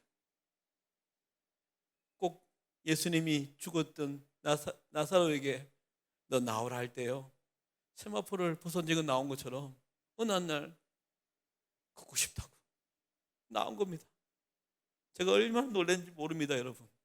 그래서 기자가 나왔지 않습니까? 문을 딱 열고 나오는데 그 앞에 큰 접수처가 있습니다. 의사들 간호사들이 약도 보내주고 하는 거 있지 않습니까? 제 목소리 들은 거예요. 기적이란 말을. 그래서 그 의사들이 고개를 다 들었는데 눈앞에 온유가 엄지척하고 흐흐거리면서 나오니까 너무 놀라 다 뻘떡 일어났습니다. 다 누구보다 제 딸아이의 병을 잘 아는 그분들 아닙니까? 그때 기억을 잊지 못합니다. 간호사들이요 정말 다 같이 입을 닫더니 막 울음이 터졌습니다. 그분들 예수 믿는 분 아니세요. 9명이 3교대 했거든요. 그중에 한 명만 교회를 다녔냐 그랬는데 이 얼마나 처절했던 이 모습을 다 아는데 어느 날 이 아이가 깨어나더니 자기 앞에 걸어 나오니까 이게 막 울음이 터진 거예요. 한 바퀴를 돌고 우리 방으로 들어오는데 주치의 한 명이 따라 들어왔습니다. 여자분이고 이화여대 출신입니다. 근데 그분이 커밍아웃을 하더라고요. 아버님, 어머님, 사실 저도 교회 다닙니다. 병원에서 특정 이 종교를 말하지 못해서 그동안 못했는데 아시죠? 우리 주님이 하신 것. 뒤에서 간호사들이 숙덕 그리고 있다고. 이분이 최근에도 연락이 왔어요. 예, DM으로, 메시지로 삼성병원에 있다고. 요즘 온유는 어떠냐고. 이렇게 해서 3월 20날 예수라 깨어났고 3월 28날 걸었고 3월 31일 날 퇴원했습니다. 아멘, 아멘, 아멘. 정말 요 하나 더 제가 간증 짧게 하나, 이거 지금 아무 데서 안 했어요. 갑자기 생각이 났는데 저희 딸이 어느 날 죽음 안에 있을 때 우리 교수님이 이렇게 필름 하나를 가져왔어요. 엑스레이 사진처럼 보이더라고요. 가져왔어요. 아버님, 어머니 잠시만요 해서 갔더니 이거 보여주는 거예요. MRI 찍은 사진이라고. 이거 보이시죠? 이게 뇌예요. 뇌가요 조그마해진 거예요. 이게 스테로이드부터 해서 항암을 했거든요. 할 때마다 이 뇌가 아프니까 줄어든답니다. 이렇게 아팠어. 지금 이 뇌를 보니까 온유가 깨어나도 기억 상실증에 걸릴 확률이 참 많은 뇌입니다. 알려드려야 돼서 어쩔 수 없이 알려드립니다 하고 했던 적이 있어요. 그래서 3월 28일 날 3월 30일 날 퇴원할 때 이 뇌 IQ가 얼마나 되는지 검사를 해야 된대요. 그래서 갔거든요. 딸은 또 이거 하는 또 교수가 있더라고요. 그래서 4시간을 했어요. IQ. 그랬더니 4살로 나 4살로. 어제 먹은 밥을 기억 못하고 예 이렇게 뭐 근데 딱 그분이 그러더라고. 우리 교수님이 딱 진료 왔을 때 예수가 깨어난 그날 아빠 이름 뭐니 묻더라고요. 그래서 장종택 했거든요. 그럼 됐다. 그래서 이제 나왔는데 우리가 나오면서 암 환자처럼 5년 동안 외래하자 그랬거든요. 1년이 지난 다음에 뇌 검사를 또 하러 갔어요. 갔더니 한 4시간 또 했어요. 했는데 이 의사가요 우리 그 결과지를 보러 들어갔거든요. 결과 보더니 우리 앞에서 이런 기적이 그런 거예요. 왜요? 하니까 아버님, 어머님 재활이 제일 안 되는 게 뇌고 제일 개런티가 안 되는 게 이 뇌예요. 근데 얘가 다 돌아왔어요. 그러니까 이분이 뭐라, 이 예수 믿지 않는 분이에요, 이분도. 근데 뭐라냐면, 와, 이거 온유는 많은 아이들에게 희망이 될 거예요. 왜냐하면 그렇게 힘든 아이 오면 온유라는 아이가 있는데 이렇게 회복되더라. 희망이 된다고. 하나님께서 사실은 우리는요 오자마자 6개월 만에 다 빨리빨리 회복이 됐어요. 기억납니다. 아직도 제가 엎혀서 학교를 갔거든요. 그날 받아쓰기 110점을 받아온 거예요. 110점이 뭔지 아세요? 다 맞으면 100점, 글씨가 이쁘면 110점. 그걸 받은 적이 있어요. 하나님께서 이렇게 일하셨어요. 자, 마지막으로 여러분 4월 5일이 부활절이었어요. 그때 그 해 제가 3월 달이 사순절 아닙니까?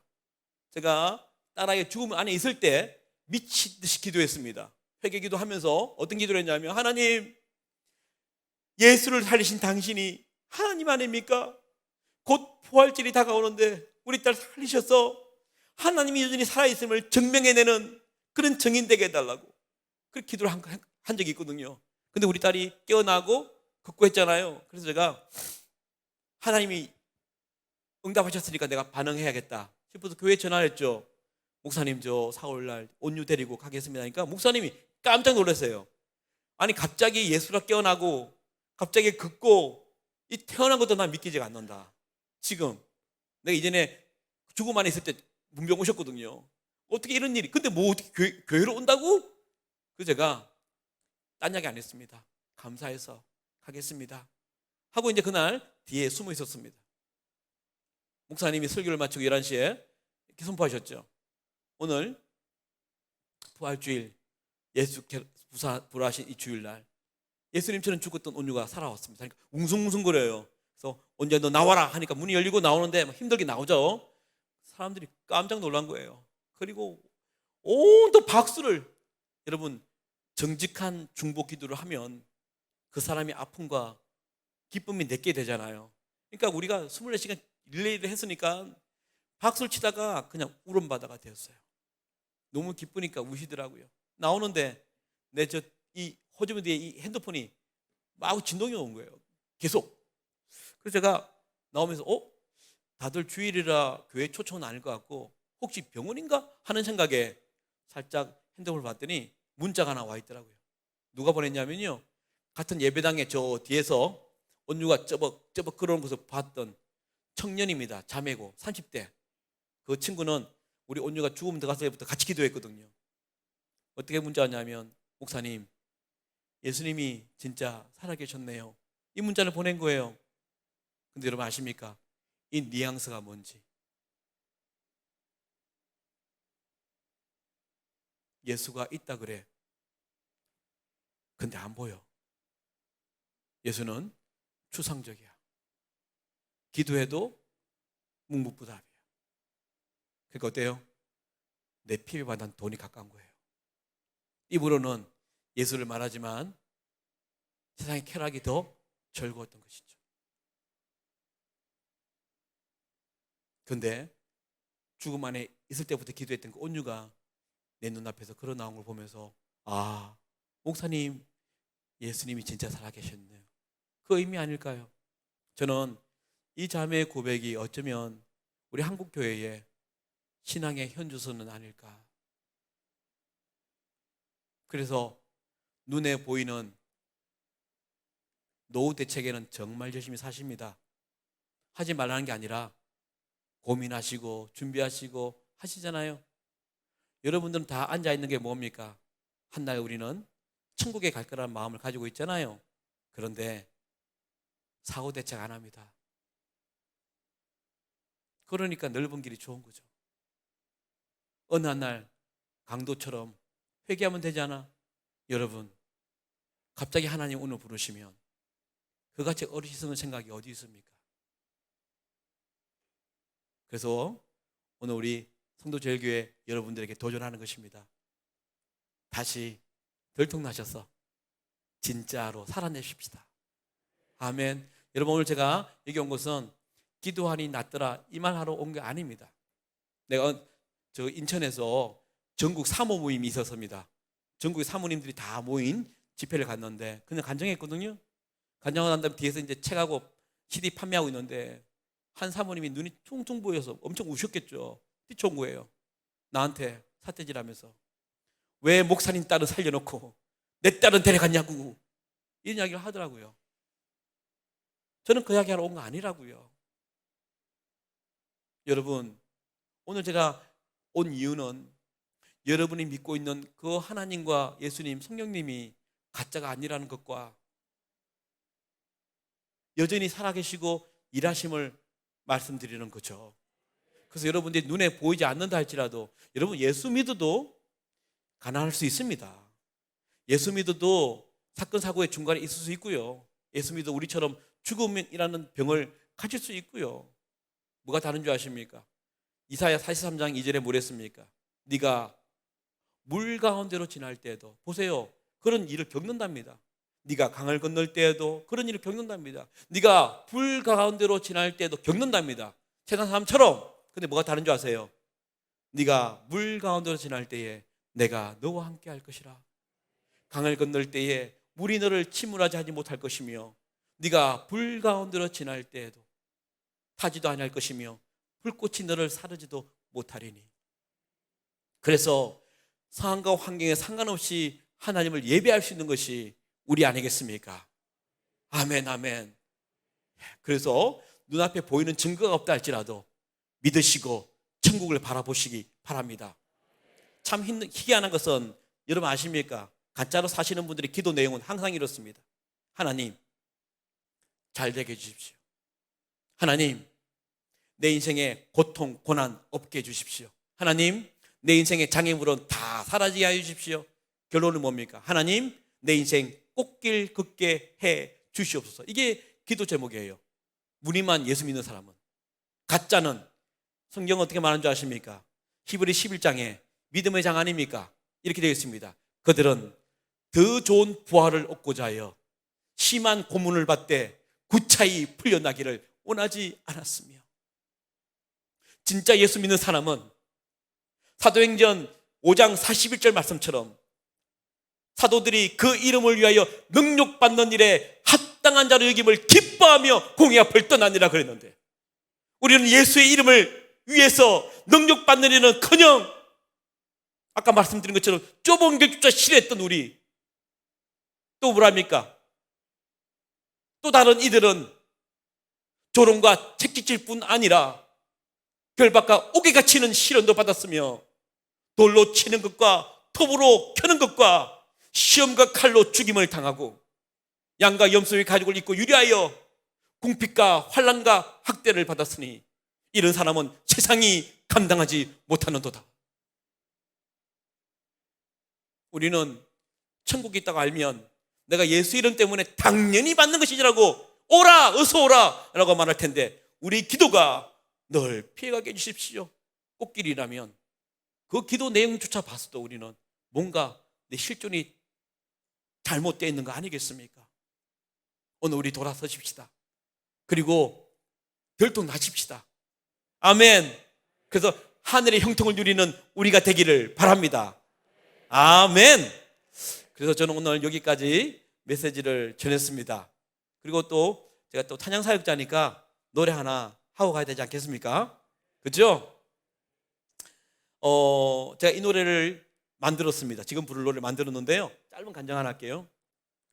여러분, 짐승을 사랑하면, 요즘 많이 반려견 키우잖아요. 반려묘 키우면 짐승을 너무 사랑하면 이렇게 은혜를 갚는데요, 짐승이요. 그래서 짐승도 은혜를 갚는다라는 말이 있잖아요.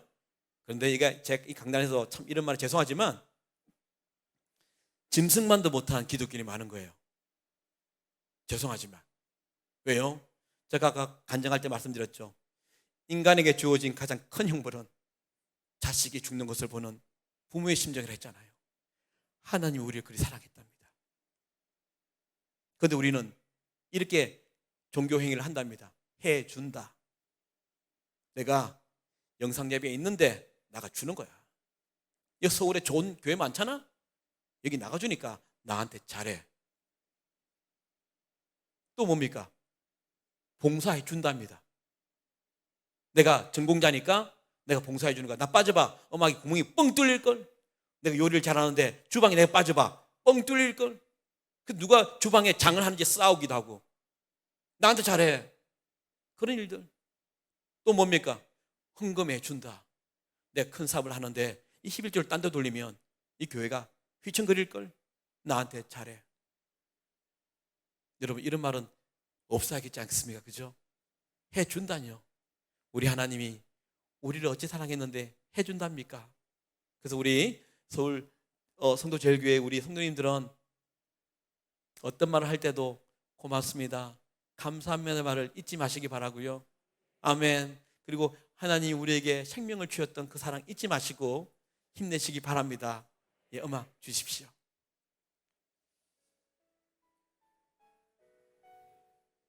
MR 좀 더 주시고요.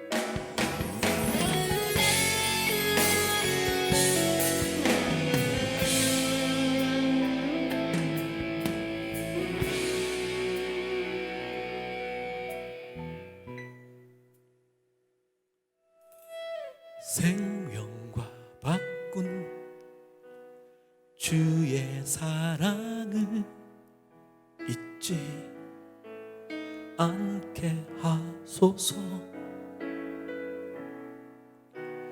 나를 위해 흘렸던 주의 눈물 잊지 않게 하소서.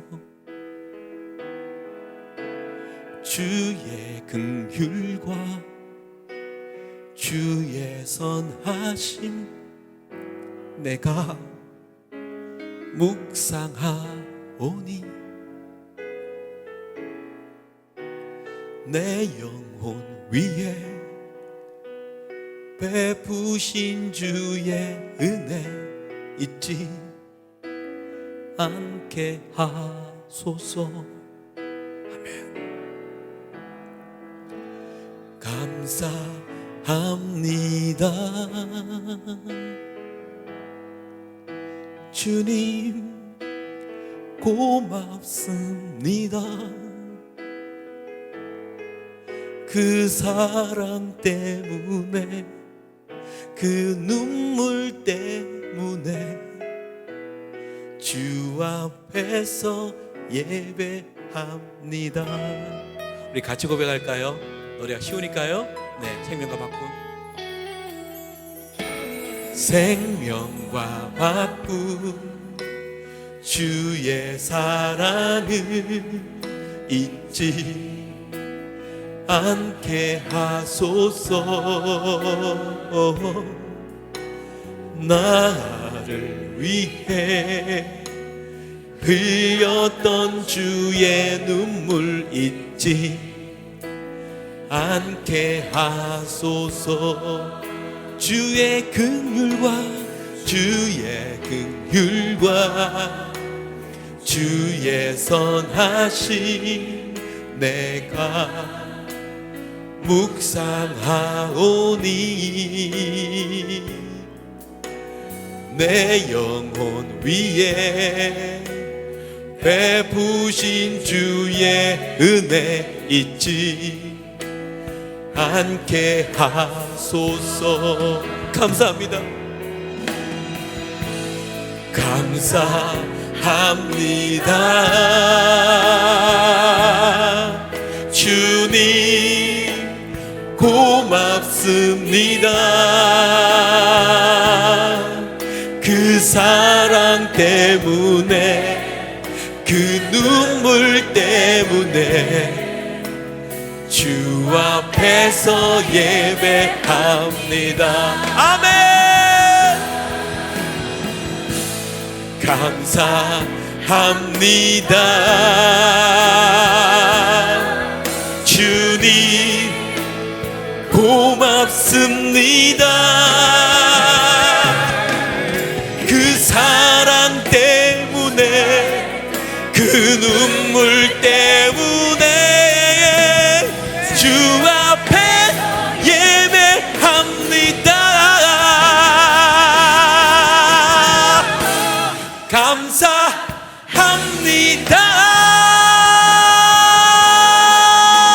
주님 고맙습니다. 그 사랑 때문에 그 눈물 때문에 주 앞에 예배합니다. 감사합니다. 감사합니다. 주님 고맙습니다. 그 사랑 때문에 그 주님의 여러분 향한 눈물 때문에 예배합니다.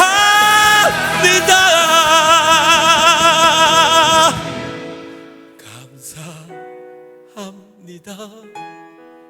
아멘. 주님 고맙습니다. 그 사랑 때문에 그 눈물 때문에 주 앞에서 예배합니다.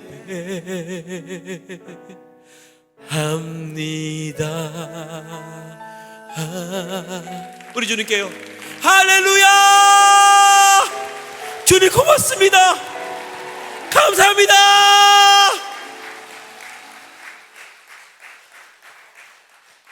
아멘. 아멘. 오늘 저는 목사님 너무 감사합니다. 평소 가면 시간이 좀 길어서 좀 짧게 하는데 또 마음의 여유를 주셔서 감사하고요. 노래도 하나 하고 가도 될까요? 예. 여러분, 우리가 전화할 때 이럽니다. 제가 그거 하나 말씀드릴게요. 보통 끝나면 이런 말 하세요. 그래서 온유는 지금 어떻습니까? 궁금해하는 분이 계셔서 제가 오늘 사진을 좀 가져왔어요. 네. 네. 한 장 더 있죠? 네. 네. 아주 실물은 더 이쁩니다. 예. 그래서 지금은 면역력이 한 30% 올라왔어요. 계속 기도하고 있고요. 계속 병원 가서 정기 체크업을 하고 있습니다. 제가 광고 하나 할게요. 제가 작년에 온유야 아빠야라는 책이 나왔어요. 책이 나왔는데 제가 다니엘 기도회라고 아시죠, 여러분? 거기 나갔었는데 그걸 보고 이제 출판사 대표가 책을 좀 만들고 싶다 연락이 온 거예요. 제가 이제 그 원고를 내가 병원에 있을 때 하나하나 꼼꼼하게 다 적었어요. 내 심경과 하나님 일하심과 마음들 있잖아요. 그런데 보냈어요. 보냈는데 한 달 반 후에 전화가 왔어요. 펑펑 울면서 그 출판사 대표님이, 나이 많은 분이, 내가 예수를 만났다고. 그 문자가 답이 온 거예요. 저는 이 뜻이 이분이 무신자에서 예수를 만났는지 아니면 첫사랑을 잃어버리고 예수를 다시 만났는지 모르지만 이런 고백을 했습니다. 제가 왜 이야기하냐면 요즘 전도하기 힘든 시대가 되었습니다. 예수 말하면 너나 잘해요. 그래서 복음을 듣지 않습니다. 더 이상. 그렇지 않습니까? 그런데 저는 이 책이 이렇게 전도용으로 저는 충분히 사용되려 믿습니다. 제가 한번 읽어봤는데 제가 쓴 게 아니더라고요. 하나님 주신 믿음으로 성을 저한테 깨달았습니다. 어떻게 내가 이런 고백을 했지 그 당시에. 그래서 사실은 앉아 계시지만 우리 자녀들이, 직분자들 자녀들도 교회를 안 나오는 분이 계세요. 구원은요 부모 때문이 아니라, 그죠? 직접 만나야 되는 거거든요. 그리고 또 주위에 전도하려고 애쓰시는 분 계시잖아요. 그냥 우리가 조금 헌금 하나 싶어서 책을 구입해서 선물하면 참 좋겠다. 그래서 제가 좀 가져왔어요. 그리고 오늘 사실은 저는 뛰면서 예배하는 사역자인데요, 오늘 간증을 해서 못해서 아쉽고도 있습니다. 다음에 기회가 되면 제가, 아니요, 목사님 쫄도 써올까요? 한번 다음에 한 번 더 와서 막 뜨거운 예배야 그때는 하겠습니다. 대신에 USB로 된 그 CD를 같이 있는 음반을 좀 가져왔거든요. 필요하신 구입하시면 저희 사역에 또 우리 애들 치료하는 데 많이 도움이 될 거라 생각이 들고요. 마지막 노래, 이 노래 이야기할게요. 이 노래 말하기 전에 제가 우리 전화하면 이렇게 말하죠. 여보세요 그러면 항상 하는 말이 별일 없어 그래요. 그죠? 그럼 왜 이렇게 대답해요? 별일 없지 그래요. 틀렸습니다. 저는 이 류에 이 말 절대 안 씁니다. 왜요? 예레미야 애가 3장 22, 23절에 여호와의 인자와 긍휼이 무궁하심으로 우리가 진멸되지 아니하니이다. 이것들이 아침마다 새로우니 주의 성실하심이 크시도소이다. 여러분, 하나님이 매일 아침 일한다는데 왜 별일이 없습니까? 근데 알았습니다. 왜 별일이 없는지. 제가 그 온유가요, 콧줄 있잖아요. 다시 거의 다 먹였는데 뽑아버리잖아요. 그럼 제가 너무 안타까워서요, 그 콧줄을 잡고요, 하나님 우리 딸 한 끼만 좀 먹게 해주십시오. 밥 한 끼 좀 부탁합니다. 제가 그렇게 기도했어요. 여러분, 밥 한 끼 겉들이 먹는 게 왜 은혜가 아닙니까? 예? 우리 자녀들이 공부는 좀 못하고 떨어져도 건강해서 밥 한 끼 먹는 게 얼마나 감사한 줄 아십니까? 저는 잃어봤더니 이 한 끼가 너무너무 귀한 거예요. 그 아이는 24시간 눈 뜨고 있지 않습니까? 제가 그 아이를 흔들면서 좀 잠 좀 자라 그러면서 하나님 기도했습니다. 하나님 우리 딸 10분만 좀 자게 해주십시오. 여러분, 우리가 등만 되면 코를 드르륵 골고 주무시는 게 얼마나 큰 은혜인 줄 아십니까? 우리 욕심에 맞춰서 그게 도달하지 않으면 하나님 은혜라 하지 않는 것. 여러분, 돈을 다 가져도 그죠? 하나님이 오늘 밤 너 내 나라에 오라 하면 그 재물이 누구의 것이 되겠느냐? 하나님이 내게 오늘 생명을 허락하셔서 이것이 얼마나 은혜이 아닙니까, 여러분? 아멘, 아멘. 그래서 여러분, 매일 은혜를 맛보는 여러분 되시기 바랍니다. 아멘, 아멘. 그래서 매일 주님 만나시기 바랍니다. 은혜를 베푸시는 하나님 만나시기 바랍니다. 왜 깨어나면 항상 우리는 굿모닝 핸드폰입니까? 예, 우리 깨어나면 왜 항상 매일 깨어나면 굿모닝 드라마입니까? 왜 뉴스입니까? 여러분 보자 말이 아니면 저도 봅니다. 대신에 이렇게 하십시다. 아침에 일어나면 굿모닝 하나님, 요 하나만 받고 싶시다. 오늘 잘 때 무릎 꿇고 굿나잇 하나님. 그러면 조금씩 바뀌어질 거라고 저는 확신합니다. 아멘, 아멘. 그래서 은혜는 만나갔습니다. 저도 사실 간증 안 하려고 합니다. 왠지 아십니까? 간증에 매이는 거예요. 하나님은 어제도 일하시고 오늘도 일하시고 내일도 일하시는데 그거 말하고 싶은데, 그러나 저희 가정을 통해서 하나님이 하고 싶은 말이 있으니까 하기는 하지만 저도 그래서 몸부림칩니다. 우리 그런 매일이 은혜를 누리는 우리 되시기 바랍니다. 예, 음악 주세요. 갈게요. 여러분, 우리 삶에 아무리 평범하지만 주님이 개입되면 기적의 삶이 됩니다.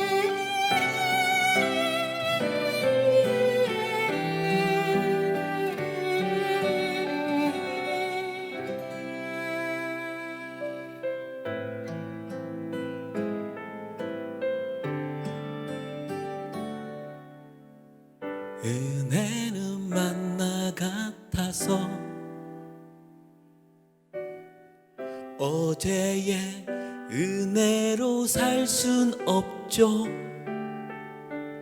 만나의 유효 기간이 하루란 건 은혜와 너무 닮았죠. 눈물과 한숨 가득한 세상을 오늘도 살아가죠. 내 힘과 내 능력으론 감당할 수 없음을 잘 알고 있죠. 오늘 살아갈 필요한 은혜를 간절히 구하오니 메마른 내 영혼에 담비 같은 은혜로 적셔주소서. 눈물이 웃음이 되며 한숨이 노래가 되는 불평이 감사가 되고 근심이 찬송이 되는 평범한 일상을 기적의 삶으로 살아가는 은혜 주소서.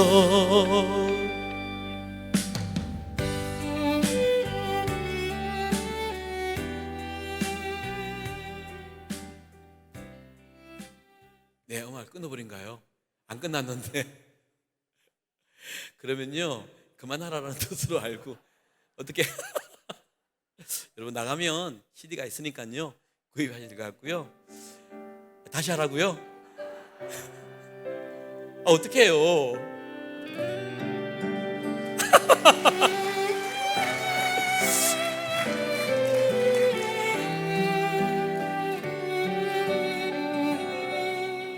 따라 하셔도 돼요. 같이 해야 돼요. 노래가 쉬우니까요.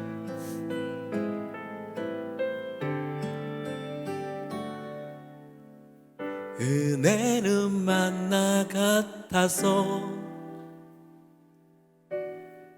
어제의 은혜로 살 순 없죠. 만나의 유효 기간이 하루란 건 은혜와 너무 닮았죠. 눈물과 한숨 가득한 세상을 오늘도 살아가죠. 내 힘과 내 능력으론 감당할 수 없음을 잘 알고 있죠. 오늘 살아갈 필요한 은혜를 간절히 구하오니 메마른 내 영혼의 담비 같은 은혜로 적셔주소서. 눈물이 웃음이 되며 한숨이 노래가 되는 불평이 감사가 되고 근심이 찬송이 되는 평범한 일상을 기적의 삶으로 살아가는 은혜 주소서. 오늘도 그 은혜를 베푸신 하나님께 우리 감사의 박수 드릴까요? 주님 고맙습니다. 오늘 우리의 긍휼 베푸신 하나님을 찬양합니다. 고맙습니다. 감사합니다.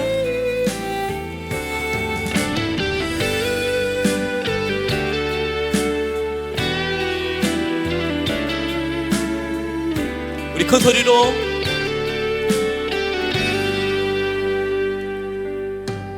오늘 살아갈 필요한 은혜를 간절히 구하오니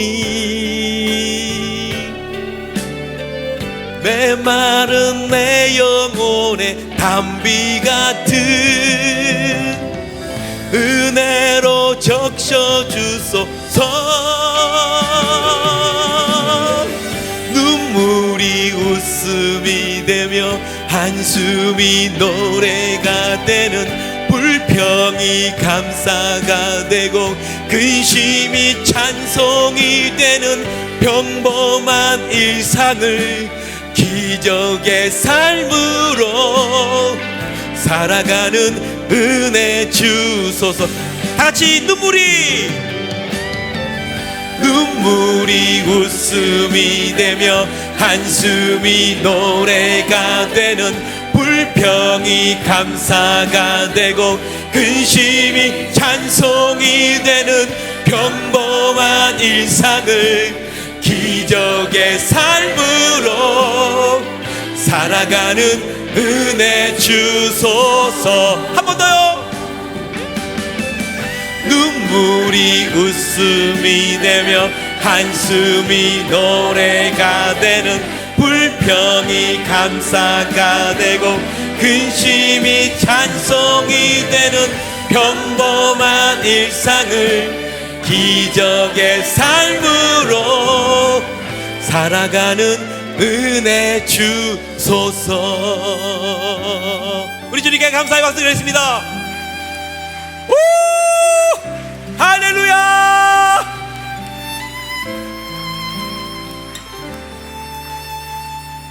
오직 주님께 아멘.